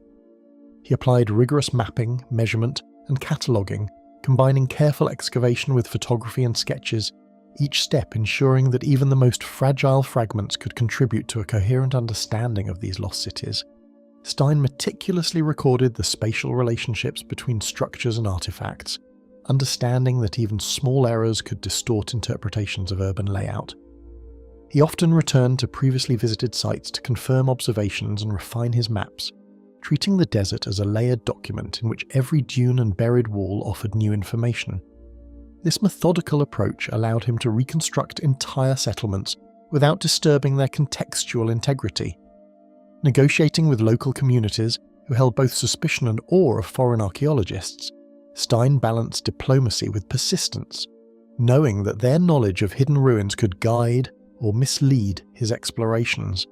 Some villagers remembered stories of abandoned towns whose streets and markets had disappeared beneath the sands, while others feared that any intrusion might provoke misfortune. Stein relied on careful observation, respectful engagement, and cross-verification of accounts to identify promising sites, combining oral histories with his archaeological intuition. These interactions often determined the difference between months of fruitless searching and the discovery of an entire cityscape.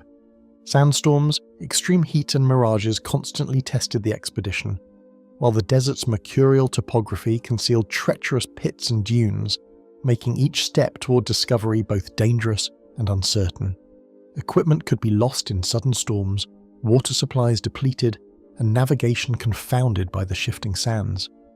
Yet these obstacles also preserved the ruins, as the harsh climate had protected many sites from looting and erosion, leaving fragments of urban life intact where wetter regions might have seen complete decay. Each recovered artifact thus carried the weight of centuries of both preservation and concealment, a fragile thread linking present and past. The unearthing of fortified settlements, marketplaces, and religious precincts dramatically shifted understanding of the Silk Road, revealing cities that had once supported trade, culture, and governance far beyond what textual sources had recorded. Stein's findings illuminated the existence of networks previously thought impossible across the desert, showing that merchants, artisans, and pilgrims had navigated these perilous lands for centuries. The city layout suggested planning, hierarchy, and civic identity, providing evidence that the harsh environment had not deterred complex social organization. His discoveries bridged myth and history, confirming that these vanished cities had been thriving centers of human endeavor, now waiting silently beneath the desert. Stein's findings challenged skeptics who had doubted the existence of such settlements, demonstrating the power of meticulous fieldwork, linguistic knowledge, and endurance in reconstructing histories that seemed lost forever beneath shifting sands. Scholarly debate persisted, with some arguing that only portions of the ruins had survived and that the broader cityscape might never be fully revealed. Yet Stein's maps, notes, and photographs offered compelling evidence, inspiring subsequent expeditions and setting a new standard for desert archaeology. His work underscored that human persistence, careful documentation, and cross-cultural study could uncover civilizations once assumed to have been erased. Although maps, photographs, and careful documentation exist, vast sections of these cities remain buried, their full extent, population dynamics, and cultural nuances tantalizingly out of reach, hinting at stories that may never be fully recovered. Even as modern archaeologists revisit Stein's discoveries, the desert conceals additional settlements and artifacts that have yet to be excavated, and dunes continue to shift, reclaiming what was briefly revealed. The ephemeral nature of sand means that the Taklamakan's hidden cities will always oscillate between visibility and concealment, preserving both the legacy of human achievement and the mystery of what still lies unrevealed. The shifting dunes guard these long-forgotten cities with silent patience, allowing only glimpses of lives once vibrant, daring, and now suspended between discovery and oblivion. Xusheng and the Erlitou site. Xusheng approached the plains of modern-day Henan province not in search of grand monuments or dazzling tombs, but for traces of a civilization that scholars had long dismissed as a phantom. For centuries, the existence of a structured society predating the historical Shang had been debated, a shadow in both text and memory. His work promised to confirm or refute a fragmentary past, yet he began with nothing but soil, scattered pottery, and a conviction that where others saw emptiness, a hidden city might yet emerge. The mystery lay not just in the ruins themselves, but in whether a legend could be traced to earth and bronze. Trained in both historical research and field archaeology, Xu possessed a rare combination of patience, linguistic skill, and cultural insight that allowed him to detect patterns where others saw only disorder. He understood that the faintest clue, a kiln fragment, a worn tool, a trace of mortar, could illuminate centuries of human activity. Years of careful study had familiarized him with ancient texts, oracle inscriptions, and local oral traditions, yet he knew textual reference alone would not suffice. His method relied on the marriage of physical evidence with historical interpretation, a slow unravelling of layers where civilization's echoes might lie hidden beneath centuries of alluvium and sediment. Surveying a landscape largely devoid of monumental ruins, Xu confronted skepticism from colleagues and local officials alike. The site was unmarked on maps and largely ignored by scholars who focused on better-known dynasties further east. He navigated bureaucratic resistance and logistical hardship, enduring extreme summer heat and the seasonal floods of the Yellow River. The sands, clay and silt of the plains conspired to obscure every clue, and human memory offered little guidance. Yet he pressed on, guided by an almost instinctual sense that beneath these unremarkable fields lay evidence of an urban centre that could redefine the origins of Chinese civilization. Excavations began cautiously, with small test pits and trenches revealing shards of pottery, fragments of jade and early bronze implements whose craftsmanship implied a culture more sophisticated than previously recognised. Each fragment hinted at organised production, trade and ritual practice. Pottery forms suggested domestic and ceremonial use, while metallurgy revealed technical knowledge that demanded social coordination and skill. The initial discoveries were modest, yet they contained the DNA of a forgotten settlement. Xu meticulously catalogued each find, aware that even the smallest artifact might become the keystone for understanding the urban and social landscape hidden beneath the plains. As work progressed, outlines of rectangular compounds and raised platforms gradually emerged, suggesting the deliberate arrangement of administrative or ceremonial structures. Their regularity hinted at planning and hierarchy, evidence that this was not a loosely dispersed settlement but a coordinated urban centre. Timber post holes, foundation trenches and carefully levelled surfaces indicated the labour of many and the oversight of few. Streets may have aligned with sun or wind, buildings clustered by function, and communal spaces preserved for public or ritual purposes. The city's footprint began to take shape in Xu's notes, revealing a civilization whose scope and ambition had long been obscured by time and sediment. Among the artifacts, ritual vessels, ceremonial bronzes and remnants of altars suggested sophisticated religious practices that connected local authority to spiritual and cosmic frameworks. These objects bore inscriptions, decorative motifs, and standardized forms, hinting at an ideology that reinforced both power and cohesion. The placement of these items within compounds indicated designated ceremonial zones, implying that elites exercised both political and religious authority. Xu observed the alignment of structures and the repetition of symbolic patterns, realizing that these were not incidental artifacts but deliberate expressions of a social and sacred order preserved through material culture. Evidence of kilns, drainage systems, and standardized building materials further revealed that the inhabitants of Erlitou had developed technologies and urban conventions well ahead of contemporary settlements. Roads, platforms, and water management indicated a population capable of coordinated labour and long-term planning. Artisans worked with precision, producing uniform vessels, bronze tools, and decorative items, reflecting both skill and centralized control. The interplay between residential, industrial, and ritual spaces illustrated a society with multiple functional layers, suggesting an early form of governance capable of sustaining complex social organization across generations. Xu employed meticulous stratigraphic excavation, detailed recording, and comparative analysis with other sites, gradually reconstructing a chronological narrative of Erlitou's occupation.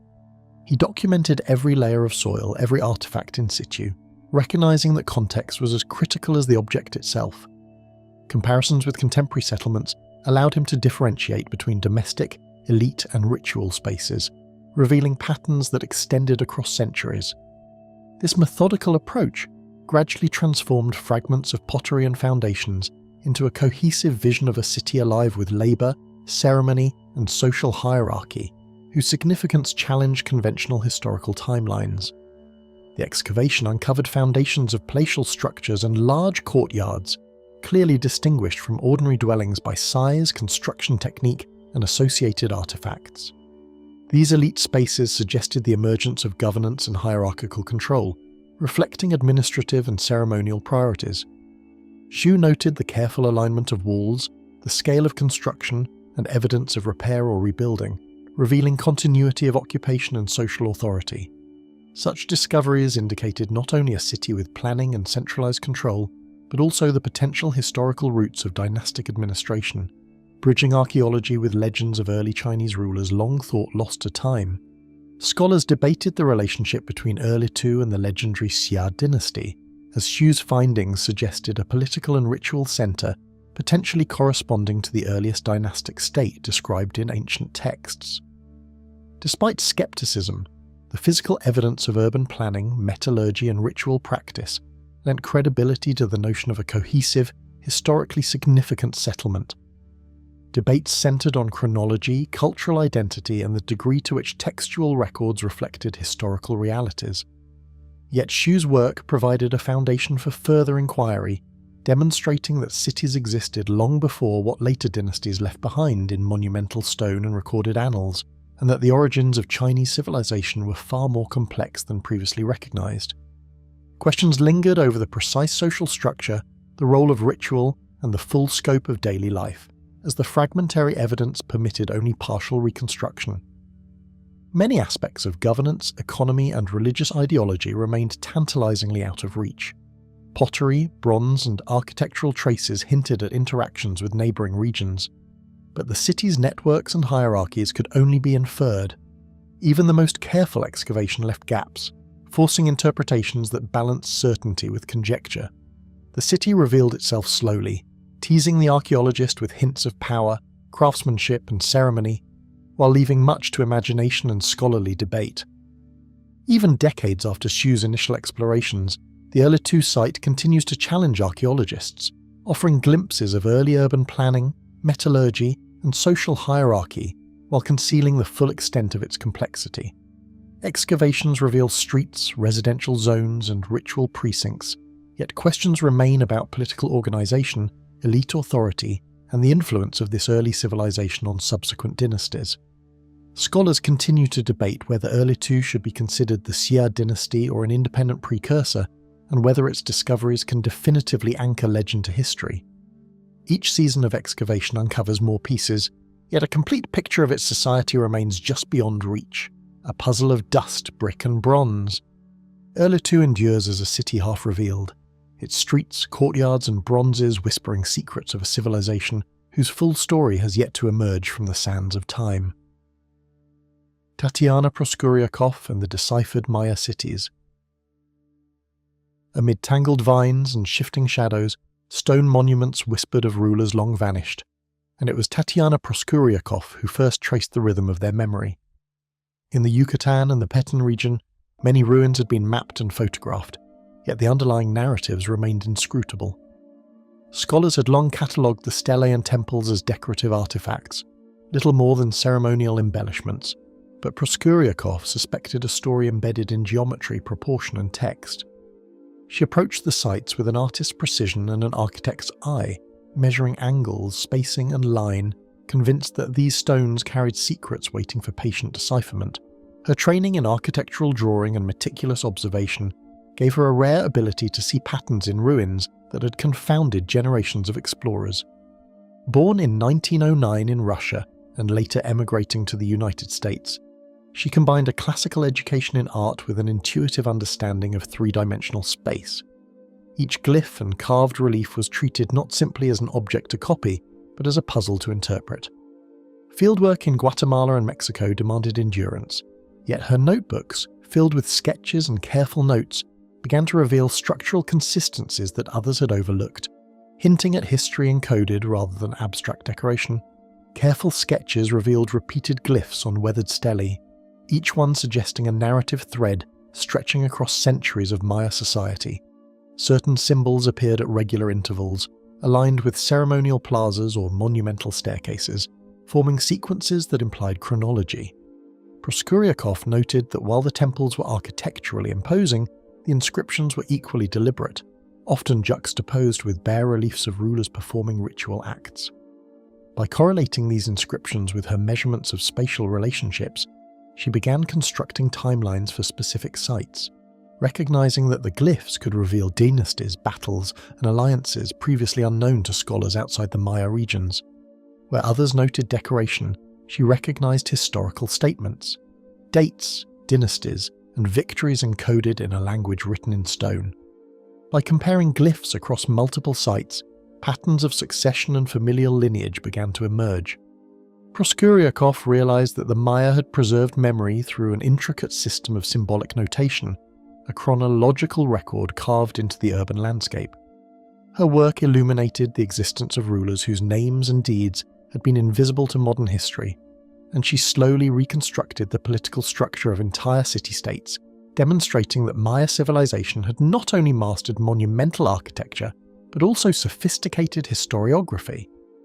The positioning of plazas, temples, and causeways hinted at deliberate planning, indicating a hierarchy of power and ceremonial authority across the cityscape. Unlike random settlement patterns, these urban designs reflected the interplay of religious, political, and social imperatives. Proskuriakov's drawings revealed symmetry in layout, axial alignments, and recurring architectural motifs, each signaling authority or ritual function. Her analysis extended beyond glyphs into the very organization of the cities. Residential compounds clustered near administrative centers, and causeways connected ceremonial hubs, reinforcing both governance and ritual observation. The interplay between physical space and symbolic inscription suggested a civilization conscious of history and legacy, where every stone reinforced a social narrative. Juxtaposing inscriptions with structural features allowed her to piece together sequences of rulers, conflicts, and alliances, revealing patterns invisible to casual observation. Proskuriakov tracked royal lineages across decades, noting dates corresponding with specific architectural phases. She observed that rulers marked triumphs and constructions alike, integrating their reigns into the material fabric of the city. This methodology illuminated conflicts, treaties, and dynastic continuity, offering a coherent history of multiple Maya centers. Each completed timeline raised further questions, demanding careful verification against ceramics, burial sites, and iconographic motifs. Yet collectively, these fragments suggested that the Maya had maintained continuous historical consciousness for centuries. The carvings on walls and lintels complemented the written records, creating a layered narrative where architecture and text narrated the city's story in tandem. Ritual halls, pyramidal temples, and ball courts carried inscriptions recording ceremonial precedents, victories, and the divine roles of kings. Proskuriakov recognized that the spatial context of each glyph was as meaningful as its content.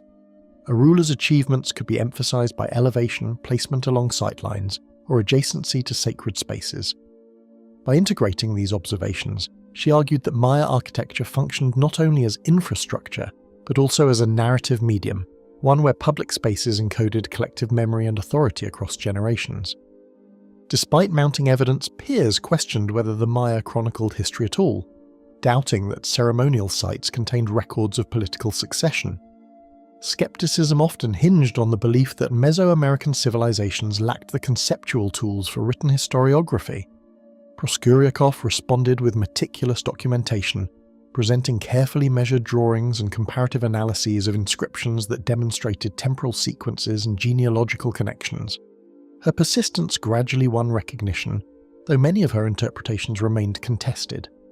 The tension between observable facts and prevailing academic doubt underscored the difficulty of bridging field observations with theoretical understanding, especially in a discipline still developing methods for analysing non-Western writing systems. Her analyses established that Maya cities were far more than ritual centres. They preserved dynastic memory with astonishing precision, reshaping scholarly understanding. She showed that stelae, temples, and urban layouts collectively chronicled the ebb and flow of royal power, and that repeated motifs signalled continuity rather than mere ornamentation. The revelations opened new avenues in epigraphy and archaeology alike, inspiring teams of scholars to revisit sites once considered indecipherable. By demonstrating the Maya's systematic recording of events and reigns, Proskuriakov elevated the study of Mesoamerican civilizations, proving that hidden within the dense foliage of ruins lay meticulously preserved histories of governance, ceremony, and lineage. Many inscriptions resisted interpretation, their meanings partially obscured, hinting at ceremonies, alliances, and practices that remain partially veiled by time. Even as sequences of rulers were identified, gaps persisted, leaving room for speculation and further investigation. The interplay of linguistic subtleties, symbolic motifs, and weathered damage meant that some passages remained enigmatic. Proskuriakov's work, while groundbreaking, revealed the limits of comprehension and underscored the tension between discovery and mystery. Each solved glyph only highlighted the presence of others, a reminder that the Maya world still held secrets that the passing centuries had not fully surrendered. By blending epigraphy with site analysis, Proskuriakov forged a methodology that inspired a new generation to approach ruins as repositories of historical knowledge. Fieldwork became less about cataloguing isolated artifacts and more about interpreting complex urban landscapes as dynamic records. Her combination of technical drawing, comparative analysis, and architectural mapping established standards still employed in Mesoamerican archaeology. Scholars following her footsteps could now read Maya cities as integrated texts, interpreting inscriptions within spatial and social context, and uncovering political narratives previously dismissed as myth. Proskuriakov's work transformed ruins into living histories, where stone, glyph, and city intertwined to convey meaning across centuries. Her work revealed a civilization simultaneously known and unknowable, a city of records and shadows where every deciphered glyph suggested further questions. The more she decoded, the more the Maya seemed to challenge modern assumptions about historical memory, literacy, and power. Archaeology became an act of dialogue across time, with ruins as interlocutors, demanding interpretation yet withholding complete understanding. Each discovery illuminated patterns while preserving the enigma of human choice, belief, and legacy. The Maya, through their cities and inscriptions, continued to assert presence even after centuries of abandonment, inviting scholars to interpret while humbly recognizing the limits of knowledge. Every carved glyph and ceremonial terrace stands as a fragmentary witness, hinting at the vast untold histories that still linger beyond our comprehension. Giuseppe Ferlini and the Pyramids of Meroe. Whispers of an ancient necropolis had long circulated among travellers along the Nile's farthest stretches, tales of steep, slender pyramids rising from the desert sands, yet many dismissed them as mirages or exaggerated reports. In 1834, the Italian adventurer and antiquarian Giuseppe Ferlini ventured into northern Sudan, driven by a fascination with these accounts and a desire to see a civilization believed to be lost to history. What he found in the sun-scorched expanse near Meroe exceeded even the most audacious descriptions. Hundreds of pyramids clustered along the edge of the desert, monuments to kings and queens whose memory had faded from written chronicles. Few Europeans had penetrated this region, and even fewer had attempted the dangerous work of documenting or investigating its ruins. Ferlini, born in 1799 in Rome, had developed an early passion for exploration, travelling widely through the Mediterranean and Egypt before focusing on Sudan. He had trained not in formal archaeology, which was in its infancy, but in meticulous observation, sketching and collection of artefacts wherever he journeyed. Driven by a mix of scholarly curiosity and personal ambition, he imagined that uncovering the pyramids of Meroe could reveal an entire chapter of African history, previously unknown to the world. At the time, Meroe was often overshadowed by Egypt, its accomplishments dismissed or forgotten, leaving the pyramids shrouded in myth and mystery. The approach to the necropolis was not easy. Arid winds scoured the plains, while the Nile's unpredictable floods left portions of the desert difficult to traverse. Fellini's caravan faced sandstorms, scorching sun, and hostile terrain, all while navigating unfamiliar tribal territories whose cooperation could not be assumed. The pyramids themselves were barely visible from a distance, often hidden by dunes or partially collapsed walls, requiring painstaking observation to identify their exact locations. Fellini meticulously noted each mound, sketching outlines of structures and annotating the varying sizes and orientations of the pyramids he came upon. Initial exploration revealed a staggering density of monuments. Unlike the broad, monumental pyramids of Giza, these structures were narrow, sharply pointed, and constructed from smaller sandstone blocks. Some reached only a few meters in height, while others soared impressively, their angles precise enough to suggest deliberate architectural intent. Every fragment of stone, every carving or fragmentary inscription hinted at a sophisticated civilization, one with distinct rituals, hierarchies, and artistic styles. For Fellini, the discovery was thrilling and disorienting.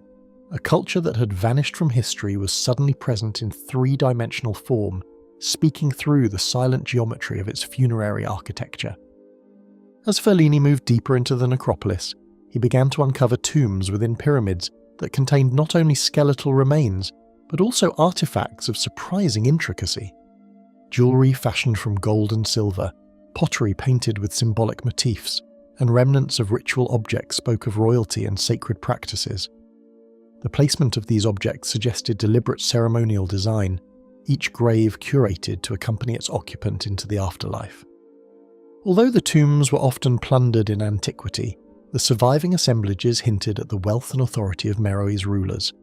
The scale and craftsmanship defied expectations, challenging European assumptions about sub-Saharan African civilizations. Detailed observation revealed hieroglyphic inscriptions, some in Egyptian script and others in the indigenous Meroitic language. Fellini attempted to document and interpret these markings, although the Meroitic script would remain largely undeciphered for more than a century. Even fragmentary, the inscriptions suggested dynastic continuity, royal lineage, and ritualized reverence for the deceased. The mixture of Egyptian influence and local innovation indicated a civilization both connected to and independent from its northern neighbour. Every newly recorded glyph seemed to whisper stories of power, devotion and memory that had eluded the historical record. Fellini's methods, however, would later attract criticism. In his zeal to recover treasures, he sometimes destroyed parts of tombs, blasting entrances to access their contents. The artifacts he removed were shipped to Europe, where collectors and museums marvelled at the gold, jewellery and statuary. Yet modern scholars lamented the loss of context and subtle clues that might have yielded a richer understanding of the Meroitic civilization. Fellini's work, though sensational, reflected a tension between discovery and preservation, curiosity and the ethics of excavation that would shape archaeology in the decades to come. Despite the controversies, Fellini's records, sketches and collections brought unprecedented attention to Meroe. Scholars began to recognise the city's importance, understanding that it had been a capital of the Kingdom of Kush, a centre of trade, religion and culture for centuries. The arrangement of the pyramids, their spacing and alignment, hinted at urban planning, ceremonial design, and perhaps cosmological symbolism. Even the smallest pyramids, previously overlooked, suggested social stratification, indicating that the necropolis reflected both elite status and communal beliefs about death and the afterlife. The surviving tombs yielded more than just physical artifacts. They hinted at a sophisticated knowledge of funerary engineering, including ventilation shafts, stepped chambers, and carefully constructed burial chambers. Fellini marvelled at the ingenuity required to erect these structures in a harsh desert environment, imagining the labour and organisation involved. The alignment of certain pyramids along the horizon suggested astronomical considerations, with shadows and solar paths possibly integrated into ceremonial practices. Through these silent structures, the rhythm of Meroe's culture began to emerge, though much remained tantalizingly obscure. critics and contemporaries debated whether the Kushite civilization could truly rival Egypt in complexity and influence. Ferlini's discoveries challenged prevailing notions, forcing historians to reconsider the scale and sophistication of societies in the Nile's southern reaches. The sheer quantity of pyramids, estimated at over 200, attest to a dynastic culture of enduring authority and ritual significance. Though European eyes often prioritized Egyptian monuments, the sharp angles and compact grandeur of Meroe's pyramids revealed a distinct aesthetic and political identity, one that had survived in the desert long after written memory faded. Ferlini's legacy extended beyond immediate discoveries. Subsequent archaeologists, inspired by his records and artifacts, undertook more systematic excavations throughout the region. His sketches provided critical guidance, allowing later teams to locate tombs, map necropolises, and begin deciphering Meroitic inscriptions. While some lamented the destruction of certain tombs, Ferlini's initial ventures opened pathways for scholarly inquiry, challenging preconceptions and fostering a growing recognition of Africa's historical depth. Through his work, the forgotten pyramids of Meroe became a focal point for research into the Kingdom of Kush. Even in modern studies, questions linger. The precise religious practices, social hierarchies, and political mechanisms of Meroe remain only partially understood. The reasons for the pyramid's distinct architectural style, their steep angles and compact size compared to Egyptian counterparts, are debated. How these structures functioned in civic and ceremonial life, the extent of trade connections, and the symbolic meaning of the decorative motifs continue to intrigue scholars.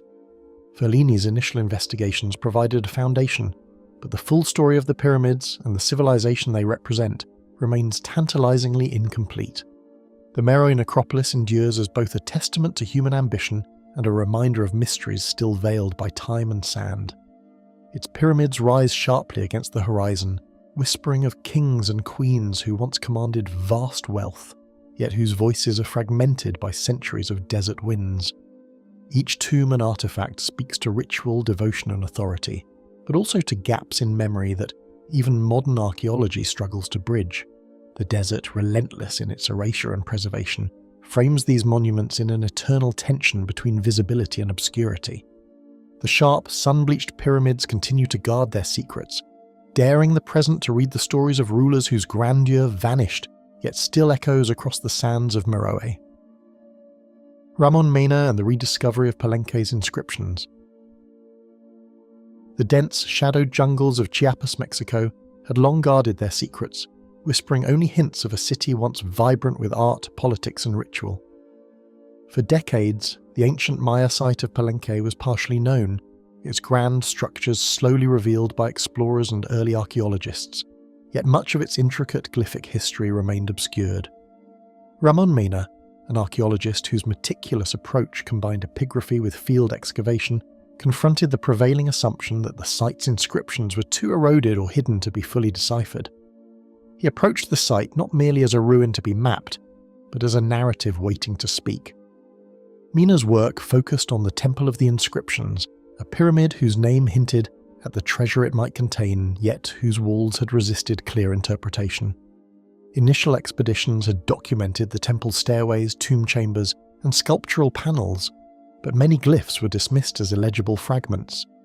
Where others saw erosion and overgrowth, Mena saw patterns, recurring motifs, and subtle line work that suggested deliberate intent.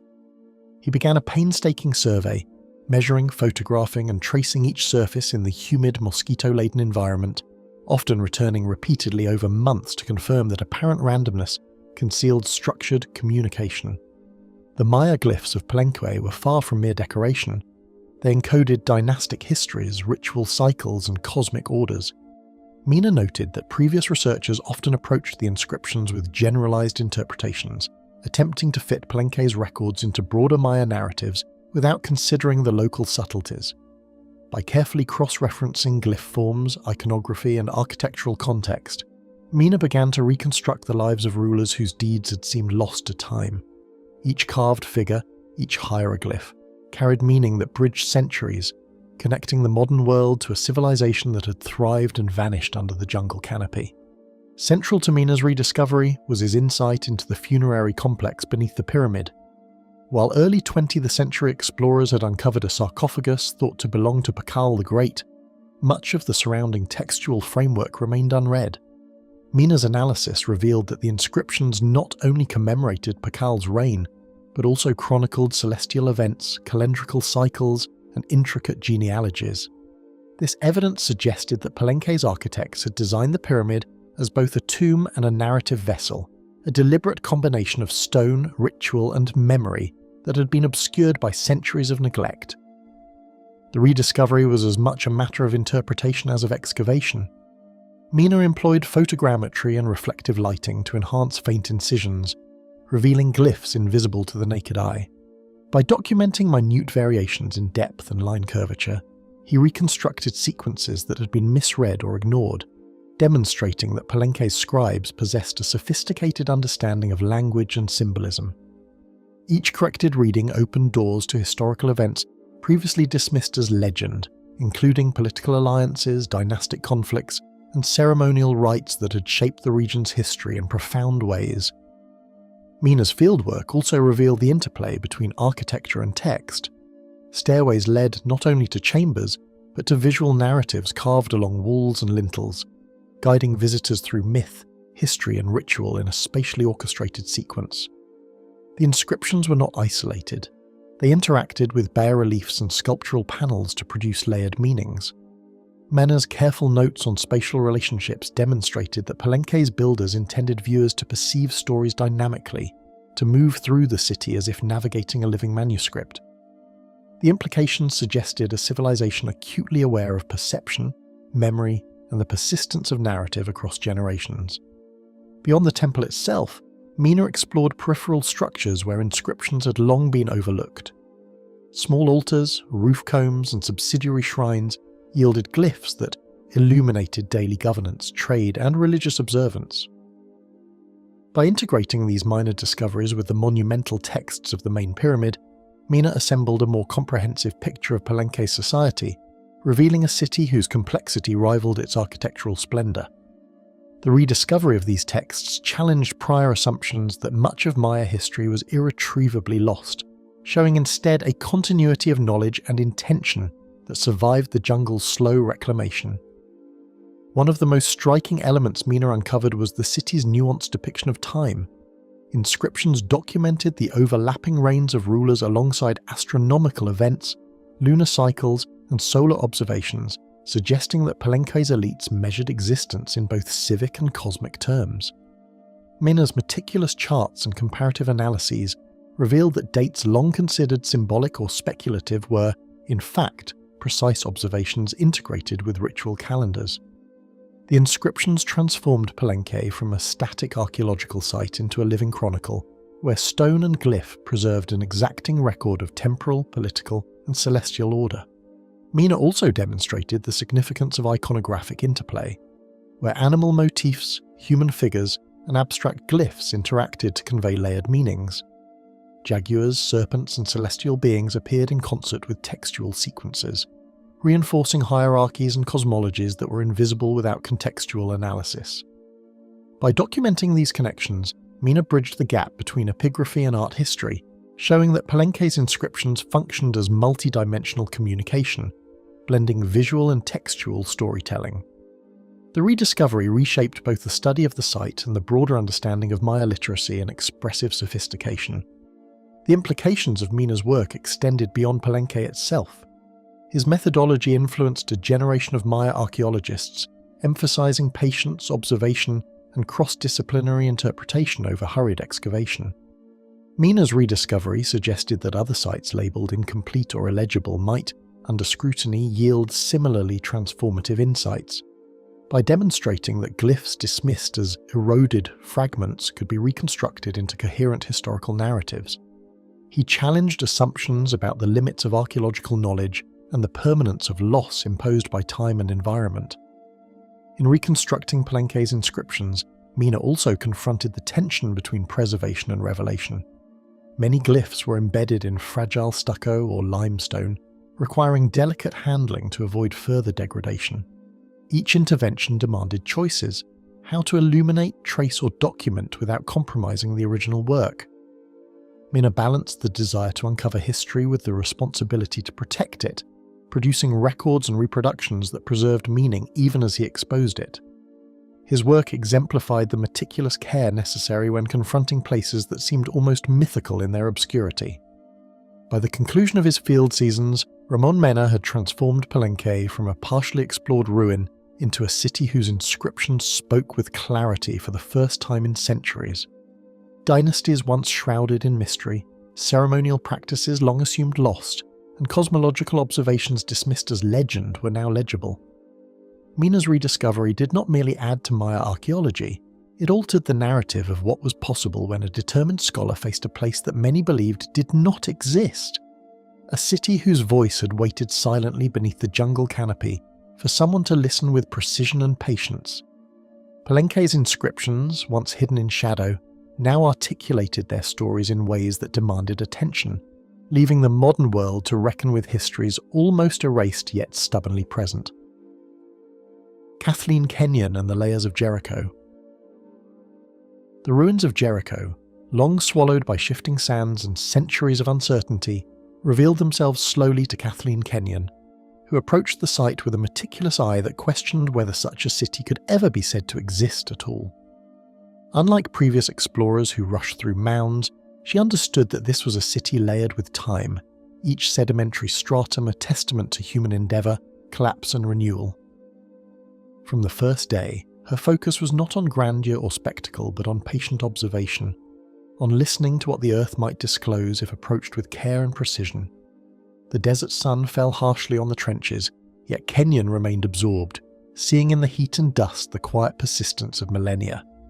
Earlier excavators had dug hurriedly through the mounds, recording walls and pottery with little regard for the subtle layering beneath, leaving scholars divided over the city's true antiquity. John Garstang, decades earlier, had assumed that certain walls belonged to a later period, yet his conclusions had sown confusion in the archaeological record. Kenyon recognised that without careful stratigraphic analysis, Jericho would remain a ghost city, partially seen but never fully understood, its story perpetually lost amid the shifting sands and scholarly debate. Every layer, every compacted mound carried a fragment of human intention, waiting to be interpreted with patience rather than assumption. Kenyon introduced stratigraphy with a rigour previously unseen in Levantine archaeology, tracing each soil layer as if it were a manuscript of human activity written in dust and clay. Her trenches were narrow but deep, allowing her to see sequences of habitation stacked like pages in a manuscript. By excavating layer by layer, she could identify periods of destruction, rebuilding and abandonment, producing a chronological map that revealed a city far older than anyone had realised. In this method, patience became both tool and virtue, uncovering details that would have remained invisible to conventional excavation. With each carefully labelled stratum, Kenyon created a physical record that could be read as faithfully as any ancient text. Subtle shifts in soil colour and composition revealed traces of fire, collapse and rebuilding, offering the first tangible signs that Jericho's past had been far more intricate than anyone imagined. Ash-stained layers suggested sudden devastation, while compacted earth hinted at the careful levelling of streets and courtyards. Kenyon documented every change meticulously, photographing, sketching and measuring even the most minute differences. Each variation in soil told a story, of siege, of habitation, of everyday life surviving amid cycles of destruction and reconstruction. Observing these layers, she realised that time itself could be read as a living record, written in sediment and stone. Stone foundations and defensive walls emerged gradually under Kenyon's trowel, their angles and heights hinting at a civilization capable of organising labour and vision on a scale that had long been doubted. Tower remnants indicated fortification, while city gates marked deliberate planning. These structures were not merely functional. Their construction revealed an understanding of engineering and communal coordination that challenged earlier assumptions about early urban centres in the Levant. Each wall, each carefully aligned stone, reasserted Jericho's presence where skepticism had long prevailed. The grandeur of human effort, long buried, became suddenly tangible beneath her careful hands. Small shards of pottery, worn tools, and discarded implements recorded lives lived quietly amid monumental events, each remnant a testament to human presence otherwise invisible under centuries of accumulation. Cooking vessels bore traces of soot, flint tools showed repeated sharpening, and storage jars hinted at trade and agriculture. Kenyon treated these fragments with the same care as the walls and towers, recognizing that the mundane objects of daily life could illuminate practices, hierarchies, and social rhythms, giving voice to people otherwise lost in the vast sweep of history. The fragments seemed ordinary, yet each one connected her to the rhythms, fears, and labours of those who had walked the city's streets thousands of years before. Radiocarbon tests and meticulous layer sequencing began to rewrite the city's timeline, placing walls and settlements centuries earlier than previous scholars had dared to claim. Kenyon's results indicated that Jericho had been occupied continuously from the Neolithic into the Bronze Age, suggesting the emergence of urban life far earlier than most records acknowledged. These dates recontextualized historical narratives, challenging the notion that early Levantine cities were modest or transient, and asserting Jericho's status as a cornerstone of human civilization. The precision of scientific dating allowed myths and material evidence to coexist, hinting at truths that had been obscured by centuries of doubt. Stories of Jericho's walls, passed down through scripture and oral tradition, loomed over the dig, yet Kenyon's evidence neither fully confirmed nor entirely dismissed them, leaving an unsettling tension between narrative and soil. The image of a city's walls collapsing under divine intervention lingered in collective memory, yet Kenyon's meticulous findings painted a picture grounded in human agency. Destruction by fire or siege, followed by reconstruction and adaptation. In this balance, myth and history intertwine, leaving the city both revealed and enigmatic. The contrast between what people believed and what the earth preserved heightened the sense that Jericho existed in multiple dimensions at once. Day after day, Kenyon and her team moved slowly through the sand and rubble, each trowel stroke a negotiation between patience and discovery, revealing histories invisible to cursory observation. Time seemed to stretch in the trenches, each layer requiring careful documentation and reflection. The work demanded constant vigilance. Misjudging the boundaries of a stratum could erase centuries of evidence. Yet, with each careful uncovering, Jericho's story became more coherent, a narrative written in soil, stone, and the remnants of human life. Even the shadows cast across the trenches seemed to mark the passage of time, echoing centuries of unseen activity. The revelations extended beyond a single city, offering insight into the origins of urban planning, defense, and communal life in the Levant, and challenging assumptions about the beginnings of civilization. Kenyon's work illustrated that cities like Jericho were not isolated anomalies, but part of broader patterns of early settlement, innovation, and societal complexity. Her discoveries influenced archaeology across the region, showing that stratigraphic excavation could uncover truths where earlier methods had failed, revealing civilizations that many had assumed were irretrievably lost. Jericho became a touchstone for understanding how humans first organized society at scale, bridging myth and material evidence. Traces of hearths, stairways, and post holes suggested households and families living amid towers and fortifications, leaving a faint echo of daily existence beneath layers of time. The residents of Jericho, once invisible, returned through Kenyon's careful observation.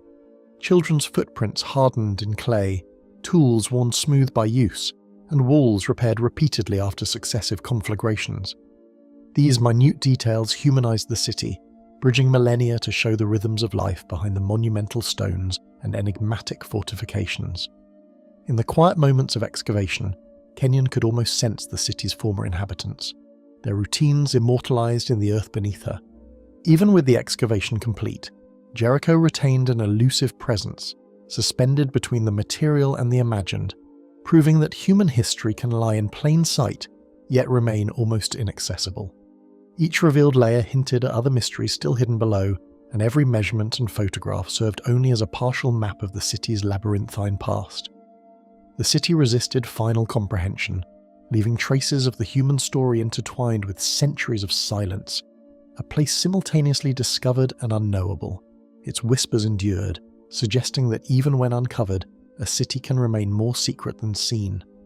Time has folded over Jericho so many times that its secrets cling to the earth itself, waiting for the next careful hand to read them. Michael Ventris and the Decoding of Linear B. For decades, rows of clay tablets lay scattered in Knossos, their cryptic symbols defying every attempt at comprehension and suggesting a civilization whose language had vanished from memory. Scholars had long debated whether these inscriptions represented a true written language, a series of administrative marks, or an elaborate riddle with no solution.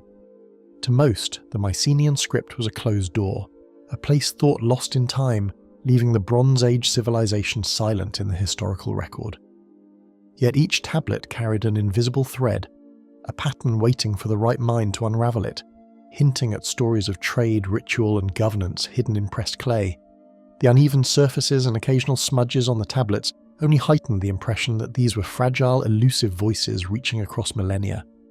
The tablets, discovered decades earlier by Arthur Evans, were scattered across palace archives and storage rooms, their enigmatic marks resisting every attempt to connect them to a known language.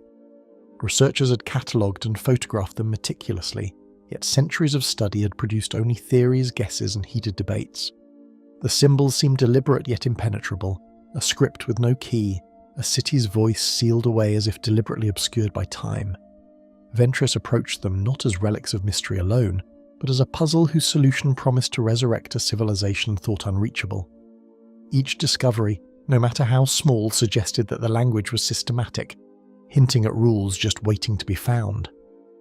From childhood, Ventris had been captivated by patterns in language and code, a fascination that would guide him into uncharted territory where few dared to follow. He had trained himself in linguistics and cryptography, exploring the structure of language as both science and art, practicing the delicate patience required to see order where others saw only chaos. This background prepared him for Linear B, where the stakes were not treasure or temple, but the resurrection of human thought across millennia. Each symbol became a challenge, each cluster of marks a whisper from a world previously silent. He approached the work with a scholar's meticulousness and a childlike wonder at the hidden logic embedded in the lines. He began to notice repetitions, clusters, and apparent prefixes that hinted at a structured system, as if the inscriptions were a language just beyond reach, teasing comprehension. Patterns emerged slowly. Some signs appeared consistently in what seemed like lists or ledgers, while others clustered around proper nouns, suggesting names or titles. Ventris mapped these sequences, comparing them across tablets, drawing lines, and noting anomalies with the meticulous care of a detective piecing together fragments of an unseen crime. The work demanded constant vigilance, for a single misstep could unravel the fragile connections forming in his mind. Even when symbols seemed identical, subtle variations hinted at distinctions that could unlock meaning if understood properly. A sudden realization linked recurring symbols to Greek phonetics, suggesting that the words of a vanished people could be reconstructed from the faint traces left on clay. Ventris hypothesized that the Mycenaeans, known through archaeology to have built palaces and administrative centers, were using an early form of Greek rather than a mysterious or foreign language. This insight transformed the puzzle. Symbols that once seemed arbitrary now hinted at syllables, words, and eventually sentences. The thrill of potential comprehension hung in the air, fragile and electrifying, as if the tablets themselves were holding their breath. The first tentative readings suggested lists of offerings and personnel, humanizing a society long hidden behind inscrutable marks. Working with John Chadwick, Ventris tested his interpretations, refining hypotheses and confronting inconsistencies, the process as meticulous as any physical excavation. Each reading required verification. A misidentified syllable could distort the meaning of entire tablets. Together, they cross-checked, debated, and experimented with possible correspondences, building a framework that turned speculation into systematic analysis. Collaboration became essential, the tension between intuition and evidence forming the rhythm of discovery, each meeting a small excavation of thought. Even minor breakthroughs brought cautious excitement, as the team realized that the language had rules, structure, and a voice recognizable across time. When the first tablets yielded coherent inventories and administrative records, the long silent Mycenaeans seemed to speak once more through the language of their bureaucracy. Lists of goods, offerings, and personnel revealed an organized civilization with complex hierarchies and routines. Palaces were not merely stone and timber, they were centers of administration and planning, their operations now readable in the precise accounting of grain, vessels and livestock. A civilization once assumed opaque and inaccessible had re-emerged through the clarity of language. The discovery transformed mere clay into a medium through which the past could finally be heard, as though the people of Knossos had left a carefully encoded diary. Linear B revealed a world of organised palaces, trade networks and ritual practices, overturning prior assumptions that Mycenaean Greece was obscure and inaccessible. Names of gods, official titles, and geographic references traced connections between regions and sites, showing a network of political and religious coordination previously invisible. The tablets, once indecipherable, became maps of a social and economic structure, confirming that literacy and record-keeping were integral to a culture long thought shadowy and inaccessible. Each new translation added texture to a world that had existed in near-total silence for centuries, reshaping scholars' understanding of early Greece. Weeks became months, months became years, and each tablet offered tantalizing clues and confounding ambiguities, as if the language itself were guarding its secrets. Ventris confronted dead ends and contradictions, symbols that appeared in multiple contexts yet resisted consistent interpretation.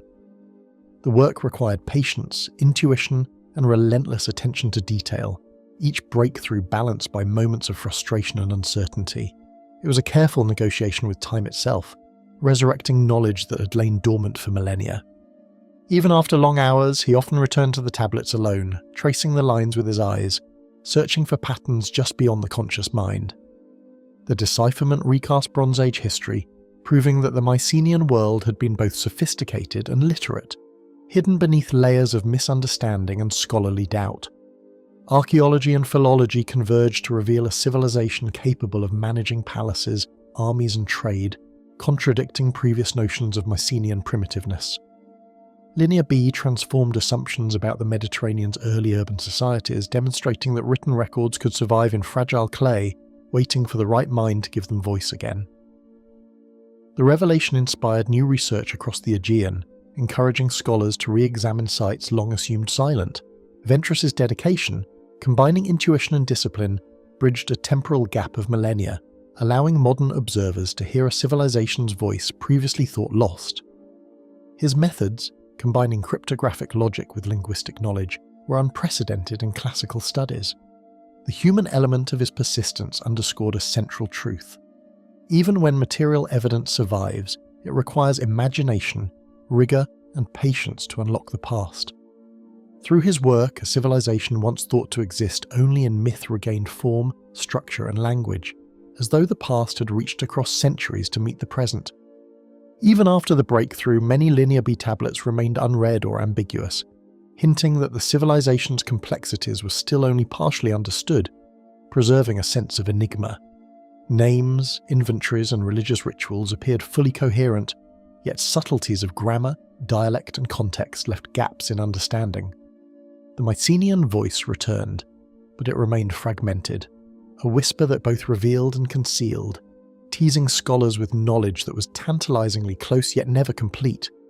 Each tablet, with its tiny indentations, remained a riddle waiting for the next observer to unlock further secrets. Through symbols once silent, the voices of a vanished world murmured again, yet much remained concealed beneath the lines. George Bass and the Uluburun shipwreck.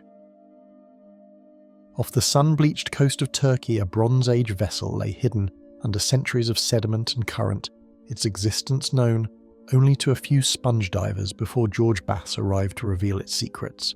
The ocean floor had long concealed the remains of a ship that once carried its cargo across the Mediterranean, a route travelled by traders and craftsmen whose lives and labours were now silent. Bass approached the wreck not as a treasure hunter but as a scholar, understanding that the significance of this find extended far beyond the vessel itself. Each fragment of metal or pottery carried with it the potential to illuminate a civilization whose reach had been underestimated for centuries. The ship's fragmented remains hinted at far-reaching trade routes, carrying a cargo that spanned kingdoms and oceans, challenging assumptions about the scale of Bronze Age commerce. The discovery promised insight into a network of maritime exchange that connected Anatolia, the Levant, Egypt, and the islands of the Eastern Mediterranean, revealing interactions that had left few traces on land. In the scattered artifacts, Bass saw more than trade goods. He saw a tangible record of economic ambition, diplomatic reach, and cultural exchange. The depth and variety of the cargo suggested that this vessel had been more than a merchant ship. It had been a node in a web of interconnected civilizations.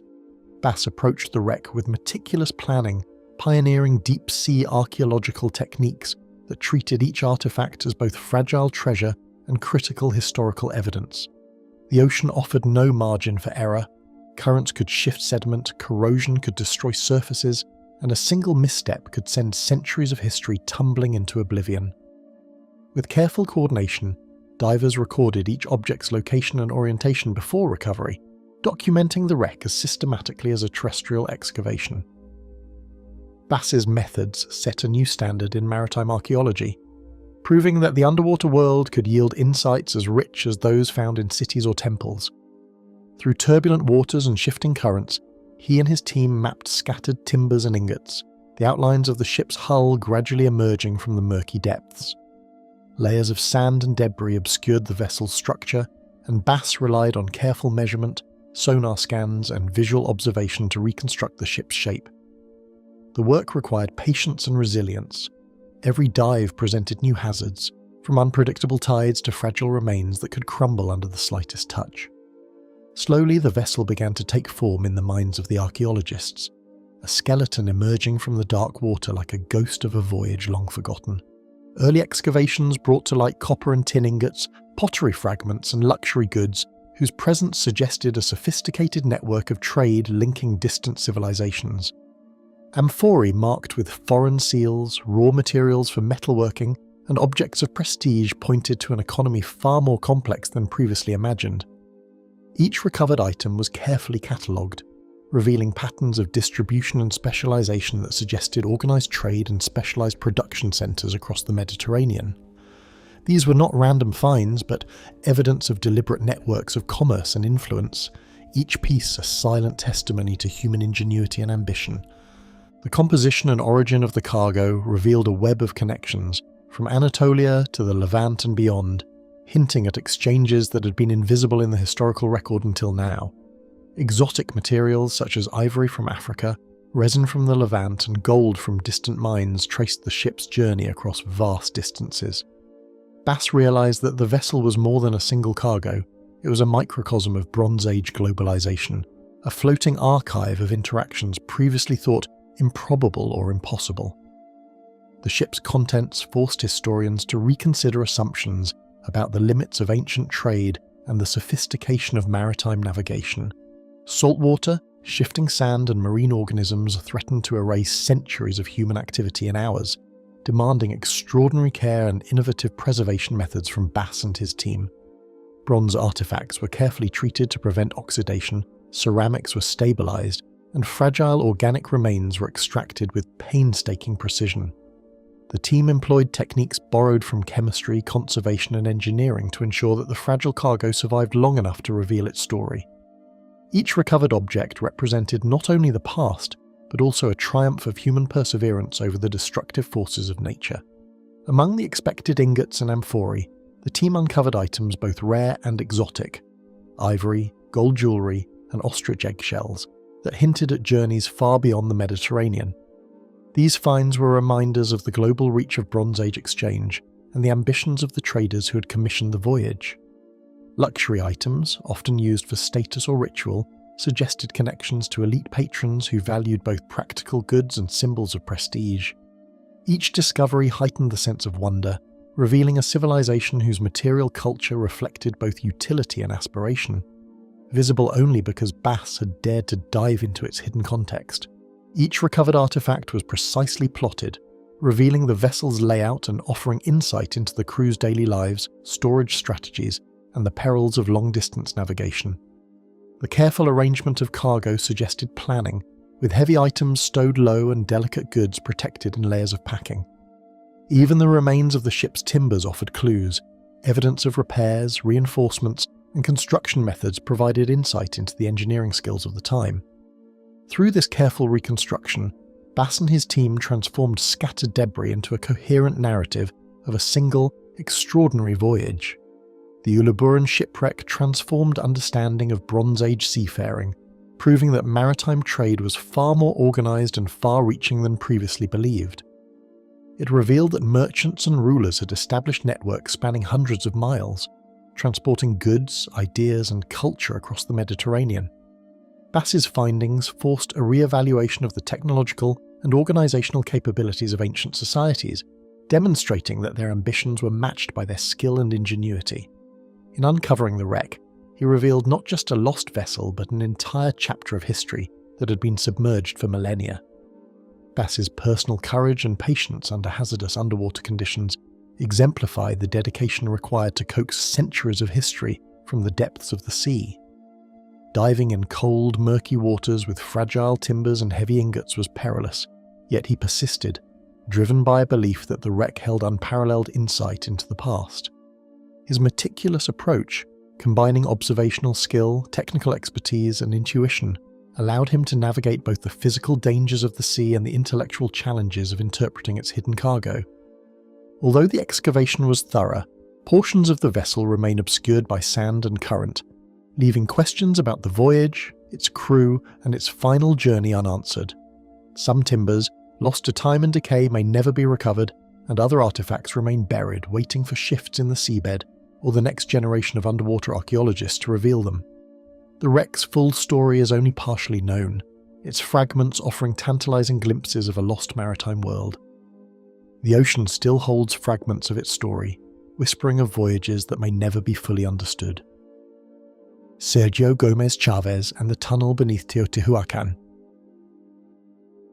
A narrow passage, long rumoured and dismissed by scholars, revealed itself beneath the Temple of the Feathered Serpent when Sergio Gómez Chávez began his meticulous search. The monumental pyramid, with its intricately carved stone facade and enigmatic sculptures, concealed secrets that the city above had long kept hidden. For centuries, rumours had circulated of chambers and tunnels beneath the ceremonial core, spaces that might hold offerings, burials, or traces of the rituals performed by the city's elite. Chávez approached these whispers with methodical caution, knowing that confirming the tunnel's existence could rewrite understanding of Teotihuacan's urban and spiritual design. The discovery promised not just material evidence, but insight into a civilization that deliberately concealed aspects of its power. Amid the vast avenues and pyramids of Teotihuacan, the city's surface belied intricate networks of ritual and authority, hidden far below the streets. The Temple of the Feathered Serpent, with its precisely aligned sculptures and serpent motifs, stood as a marker of power and sacred knowledge. Above ground, the city's grid and monumental architecture hinted at order and sophistication, yet the layers beneath remained largely inaccessible, preserving secrets that only careful excavation could uncover. In the contrast between the city's public grandeur and its concealed substructures, Chávez saw a narrative waiting to be told, one that demanded patience and precision to reveal. Speculation had persisted for decades. Whispers of secret corridors and ceremonial chambers circulated in academic circles, yet every prior attempt to locate them ended in disappointment. Scholars had noted depressions, cracks, or anomalies in the pyramid's foundation, but these were often dismissed as natural features or the result of structural settling. Others proposed tunnels that might connect the city's central temples to underground water systems, but none had produced definitive evidence. The allure of hidden spaces endured, drawing researchers with the hope of uncovering chambers where elite rituals, offerings, or burials had been preserved. A partially concealed entrance, obscured by layers of debris and centuries of neglect, finally yielded to careful excavation, opening a corridor untouched for generations. Chávez documented each step, recording measurements, photographing surfaces, and stabilizing fragile materials to prevent collapse. The passage itself was narrow, its low ceilings forcing occasional crouching, and its walls bore marks of careful construction, indicating that it had been intentionally created rather than resulting from erosion or natural formation. As light from his lamps flickered along the corridor, the sense of discovery deepened, revealing a tunnel that had resisted the gaze of centuries. Walls of smooth stone enclosed the tunnel in almost oppressive darkness, punctuated by small alcoves and niches that hinted at deliberate design and ritual purpose. The careful shaping of the stone, combined with occasional plaster coatings, suggested that the tunnel had been meant not only for practical passage, but for ceremonial significance. Each niche held potential clues, offerings, symbols, or remnants of activity long erased from memory. The confined space amplified every sound, the scraping of trowels, the shift of dust, even the soft breathing of the team, creating a heightened awareness of the centuries separating Chavez from those who had built it. Scattered along the passage were ceramic vessels, obsidian tools and ceremonial objects, while carefully placed human remains and symbolic offerings suggested rites conducted in secret. Pottery fragments displayed intricate designs, some painted with vivid pigments that had survived the test of time, while obsidian blades reflected the faint lamplight, sharp as they had been centuries ago. Bones lay in organised clusters indicated ritualised interment rather than casual disposal. Each artefact, small and deliberate, carried meaning, revealing a complex system of belief, hierarchy, and ceremonial practice that had been hidden from the surface city. Chambers and artefacts aligned along invisible axes, clustered around focal points, conveying deliberate intention and possibly reflecting a cosmological understanding lost to time. The placement of objects, the spacing of niches, and the direction of corridors hinted at ritual choreography, a sequence of ceremonies that only insiders would have known. These arrangements suggested a connection to celestial events or sacred numerology, echoing the precision evident in Teotihuacan's urban planning. Chavez recognized that the tunnel itself was not merely a passageway, but a carefully curated space designed to convey meaning and power to those permitted to enter. Excavating the tunnel required negotiating tight, unstable passages and limited ventilation, each movement a balance between discovery and destruction. Dust hung in the air, and centuries of accumulated debris shifted unpredictably beneath tools and boots. The team relied on careful scaffolding, incremental excavation, and constant monitoring to prevent collapse or artifact damage. In this subterranean silence, every sound, every movement became amplified, reminding Chavez and his team that the tunnel was both fragile and revealing, offering insights that demanded extraordinary care to preserve. The hidden corridor offered insight into elite activity, showing that the city's rulers had designed secret spaces for ceremonies beyond the view of ordinary inhabitants. It became clear that Teotihuacan's power was exercised not only in public displays along the avenues, but also in controlled private rituals deep below. The artifacts and their arrangements revealed intentional separation between sacred knowledge and everyday life, hinting at social hierarchies, religious authority, and how the elite maintained influence over both material and spiritual realms. Unexpectedly, the tunnel reshaped interpretations of Teotihuacan's complexity, revealing layers of spiritual and political sophistication invisible above ground. What had seemed merely a ceremonial pyramid now presented a dual reality, a public facade of power and a concealed underworld of ritual significance. Scholars were forced to reconsider the city's planning, understanding that underground spaces had been integral to political and religious control, offering secrets and rites inaccessible to the general population. Chavez's discovery highlighted the sophistication of ancient architects and planners who had embedded such spaces deliberately, ensuring their endurance beneath layers of stone and earth. With painstaking care, Chavez documented every chamber, sketched each artifact, and preserved delicate offerings, his method reflecting the centuries of concealment he sought to penetrate. Every item recovered, measured, and photographed became a testament not only to the past inhabitants, but to the modern dedication required to interpret them. His work transformed fragments of stone, pottery, and bone into a coherent narrative, revealing ceremonies, offerings, and beliefs that had been carefully protected from the light of history. Many sections remain unexplored, their depths holding objects and evidence that continue to evade modern understanding, ensuring the tunnel's full story remains only partially told. Hidden chambers may contain more offerings, human remains, or symbols that could alter understanding of the city's rituals and hierarchy. Each unanswered question adds to the tunnel's aura of mystery, preserving the sense that Teotihuacan still guards secrets beneath its monumental streets. Shadows within the passage whisper of rituals and lives that vanished before history could record their existence. Chi and the royal tombs of Yinxu. Long dismissed as myth, the royal tombs of Yinxu awaited discovery, their existence whispered in historical fragments until Chi confirmed that the stories were real. Rumours of opulent burials and hidden chambers had circulated for generations, yet few scholars believed such elaborate tombs had survived the passage of time. The moment his team breached the first sealed chamber, the centuries fell away, revealing artifacts and structures untouched, frozen in a ritual world unknown to modern eyes. This discovery was not merely about objects, it was a window into a civilization whose kings had been enshrined in both legend and secrecy, their power echoing silently through stone and earth. The rulers of the Shang dynasty left traces in scattered inscriptions and ancient records, their lives woven into legends that spoke of ritual, authority, and untold wealth. Yinxu, the dynasty's last capital, was a hub of political and ceremonial activity, where bronze, jade, and ritual practice intertwined with governance. Textual fragments, oracle bones, and sporadic finds suggested the existence of royal burials, yet nothing prepared scholars for the scale and complexity Li would uncover. Each tomb promised to illuminate the society's hierarchy, religious practice, and cultural sophistication in ways that challenged long-held assumptions about China's earliest dynasties.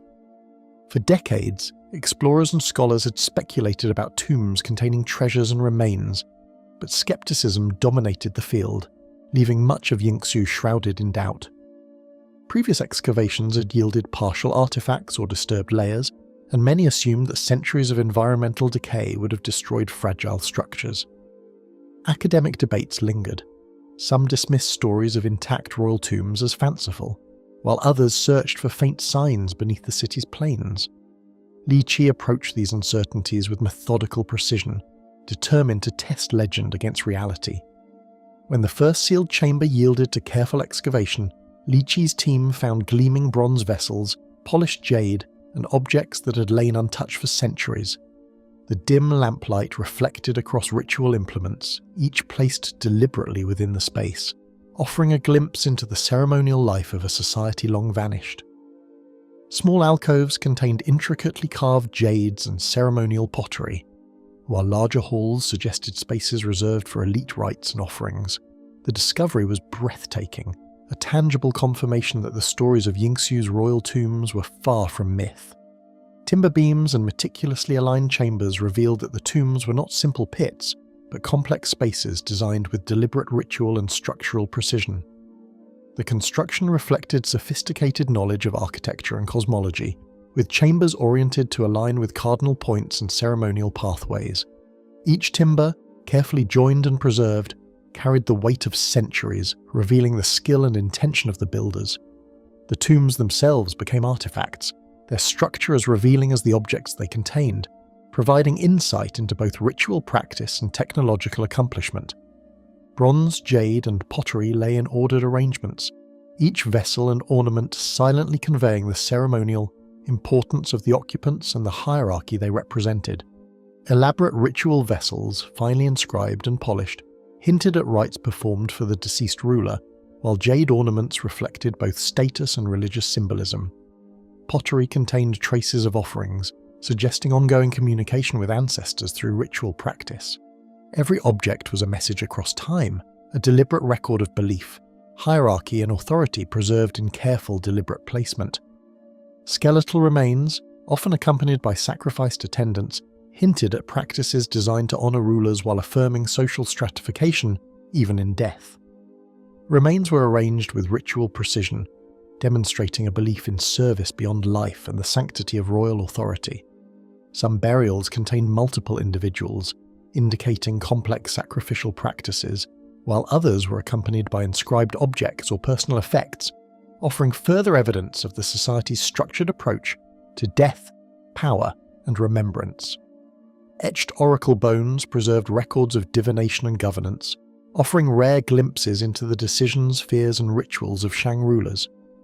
The inscriptions revealed the concerns of kings, questions posed to ancestors, and ceremonial obligations that governed daily and political life. Each fragment added nuance to understanding how power and religion intertwined, and how rulers sought guidance from spiritual forces to maintain legitimacy and social order. The oracle bones transformed the tombs from mere burial spaces into living records of human thought and governance. Preservation proved delicate, as decay and humidity threatened fragile objects, forcing Chi and his team to work slowly and with painstaking attention. Each brushstroke and measurement was calculated to prevent damage, while photography and sketches captured the precise arrangement of every item. The team faced challenges ranging from collapsing timber to fragile pottery that could crumble at the slightest touch. Their work mirrored the care of the ancient builders, respecting the centuries of intentional concealment while making the tombs accessible to understanding and interpretation. The discoveries prompted historians to reconsider Yinxu's place in Chinese history, transforming a semi-mythical account into a verified narrative of ritual, wealth, and power. Once dismissed as exaggerated legend, the Shang dynasty emerged in new clarity, revealing sophisticated urban planning, elaborate ceremonial practice, and far-reaching influence. Chi's findings connected tangible archaeological evidence with historical texts, confirming that the tales of kings, rituals, and burial practices were not mere myth, but integral to understanding early Chinese civilization. Through meticulous recording, sketches, and artifact cataloguing, Chi translated centuries of silence into an interpretable story of elite ritual and societal structure. Each artifact was contextualized within its chamber, each chamber within the tomb complex producing a comprehensive account of the royal burial environment. His work bridged the centuries, transforming fragments of bronze, jade, and bone into coherent evidence of ritual, belief, and hierarchical society. The narrative of Yinxu's kings, once obscured by time, began to take tangible shape in the hands of the archaeologist. Countless chambers remain unexplored, their contents hidden beneath layers of earth, suggesting that Yinxu still holds secrets no modern hand has fully revealed. The possibility of untouched tombs, undiscovered offerings, and inscriptions yet unread ensures that the city continues to guard its mysteries. Each excavation uncovers only part of a story that stretches across centuries, leaving questions unanswered and anticipation intact. After years of study, the royal tombs of Yinxu continue to murmur secrets that no living hand has fully deciphered. Richard Hansen and the vast city of El Mirador. For centuries, tales of a monumental Maya city swallowed by jungle were dismissed as exaggeration, until Richard Hansen's work revealed El Mirador rising in scale and ambition beyond imagination. Stories of pyramids taller than those at Tikal and causeways stretching across dense rainforest were often dismissed as legend, but Hansen's surveys and excavations transformed speculation into tangible discovery. The city, hidden for millennia beneath the thick foliage of northern Guatemala, challenged everything archaeologists thought they knew about pre-classic Maya civilization. Hansen's work revealed that the ancient Maya had created a city of monumental scope, its enormity defying the expectations of scholars and explorers alike. Pre-classic Maya society, often thought of as rudimentary, is reimagined through this city's plazas, pyramids, and causeways, revealing a civilization capable of astonishing organization centuries before more famous sites arose. El Mirador's construction suggests a level of urban planning, social coordination, and ritual sophistication previously attributed only to later periods. The city's size, layout, and monumental architecture indicate a culture that could mobilize immense labor forces and sustain complex ceremonial and civic activity. These revelations force a reconsideration of the evolutionary timeline of Maya urbanism and underscore the ingenuity of early Maya rulers. Dense rainforest and tangled vegetation concealed the city's full extent, forcing Hansen and his team to rely on patience, aerial surveys, and painstaking clearing to glimpse its hidden geometry. The canopy, thick and unyielding, both preserved and obscured the ruins, making discovery a slow and methodical process. Archaeologists had to navigate rivers, swamps, and steep terraces, often using machetes to clear paths while mapping the city from the air and ground simultaneously. Each glimpse of stone beneath vines and moss suggested layers of history awaiting interpretation, revealing the interplay between human design and environmental concealment. Immense pyramids emerged from the greenery, their sheer size and layered platforms challenging assumptions about the capabilities of early Maya builders. La Danta, the largest pyramid, rises in successive terraces, dwarfing many classic sites, its massive base hidden beneath centuries of encroaching vegetation. From the air, these structures appear as faint shadows among the trees, yet their scale becomes overwhelming when approached on foot. Hansen's surveys revealed that these pyramids were not isolated monuments, but central nodes in a sprawling network of plazas, platforms and causeways, hinting at a city built for both function and spectacle. Sprawling plazas connected by elevated causeways suggested careful urban planning, hinting at a civic and ceremonial life organised with precision and purpose. Causeways, some several kilometres long, linked major centres and smaller residential complexes, indicating a coordinated urban network.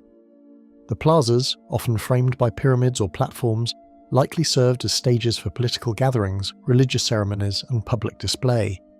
This degree of planning challenges previous assumptions that pre-classic Maya settlements were small, fragmented, or informal, revealing a society capable of orchestrating large-scale communal and ritual spaces. Limestone blocks, compacted fill, and terracing revealed innovative engineering, allowing structures to endure centuries of climate and encroaching vegetation. Builders adapted construction techniques to the tropical environment, creating stable platforms on uneven terrain and protecting monumental structures from erosion and flooding. The architectural choices demonstrate both technical knowledge and an understanding of long-term durability, preserving the city in a state that still conveys grandeur despite centuries of abandonment and jungle reclamation. Each stone, carefully positioned, speaks to the deliberate intent and expertise of the ancient builders. Pieces of ceramics, carved stone, and possible offerings provided glimpses of daily life and ceremonial practice, anchoring El Mirador in a culture of both complexity and reverence. Pottery sherds suggest domestic activity, while intricately carved stelae and altars indicate religious devotion and elite patronage. Certain objects appear to have been intentionally deposited along causeways and plazas, marking ceremonial routes or sacred spaces. The artifacts reveal a culture deeply intertwined with ritual, governance, and social hierarchy, reinforcing the sense that El Mirador was a fully realized city rather than a symbolic or ephemeral settlement.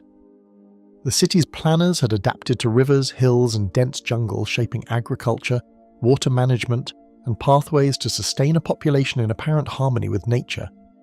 Canals, terraces, and reservoirs demonstrate foresight in controlling water supply and mitigating seasonal flooding, supporting both residential areas and ceremonial spaces. The environmental mastery displayed in these adaptations suggests that the inhabitants of El Mirador understood both the potential and the perils of their surroundings, shaping the landscape to serve human needs while negotiating the challenges of a tropical rainforest. Through meticulous mapping, aerial photographs, and comparative analysis, Hansen reconstructed a city whose scale had remained invisible beneath centuries of jungle concealment. He combined modern technology with traditional archaeological methods to chart pyramids, causeways, and plazas that remained inaccessible or unknown to previous generations. Each survey, each measurement, gradually revealed a pattern of urban sophistication that confirmed both historical speculation and scholarly skepticism. The careful documentation ensured that the full extent of the city could be understood, even in areas that were not yet fully excavated. El Mirador challenges previous narratives of Maya development, showing that pre-classic rulers could marshal labour and resources to build monumental centres rivaling those of later periods. The discovery forces historians to reconsider assumptions about the timeline of urban growth in Mesoamerica and the organisational capabilities of early Maya polities. Rather than a primitive precursor, El Mirador emerges as a fully formed, complex urban environment, whose ambition and scale rival better-known classic sites.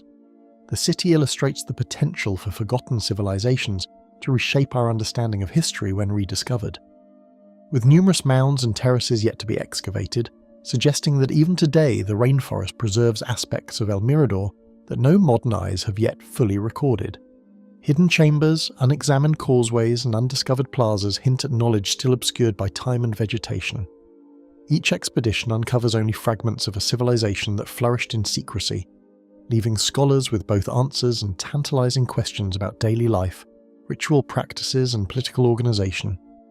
Hansen's work opens a window onto the past, but much of the city's story remains veiled, awaiting future generations to peel back the layers of jungle and history. Hansen's dedication and discoveries illuminate both the ingenuity of the Maya and the enduring power of the natural world to guard secrets once thought lost. His work demonstrates how persistence, patience and technology can reveal monumental human achievement even under the most challenging conditions. The city of El Mirador stands as a testament to the ambition of pre-classic Maya rulers and to the layers of mystery that remain hidden in the rainforest of northern Guatemala. Under the shelter of the forest, the vastness of El Mirador whispers of civilizations whose full stories remain hidden from any living eye.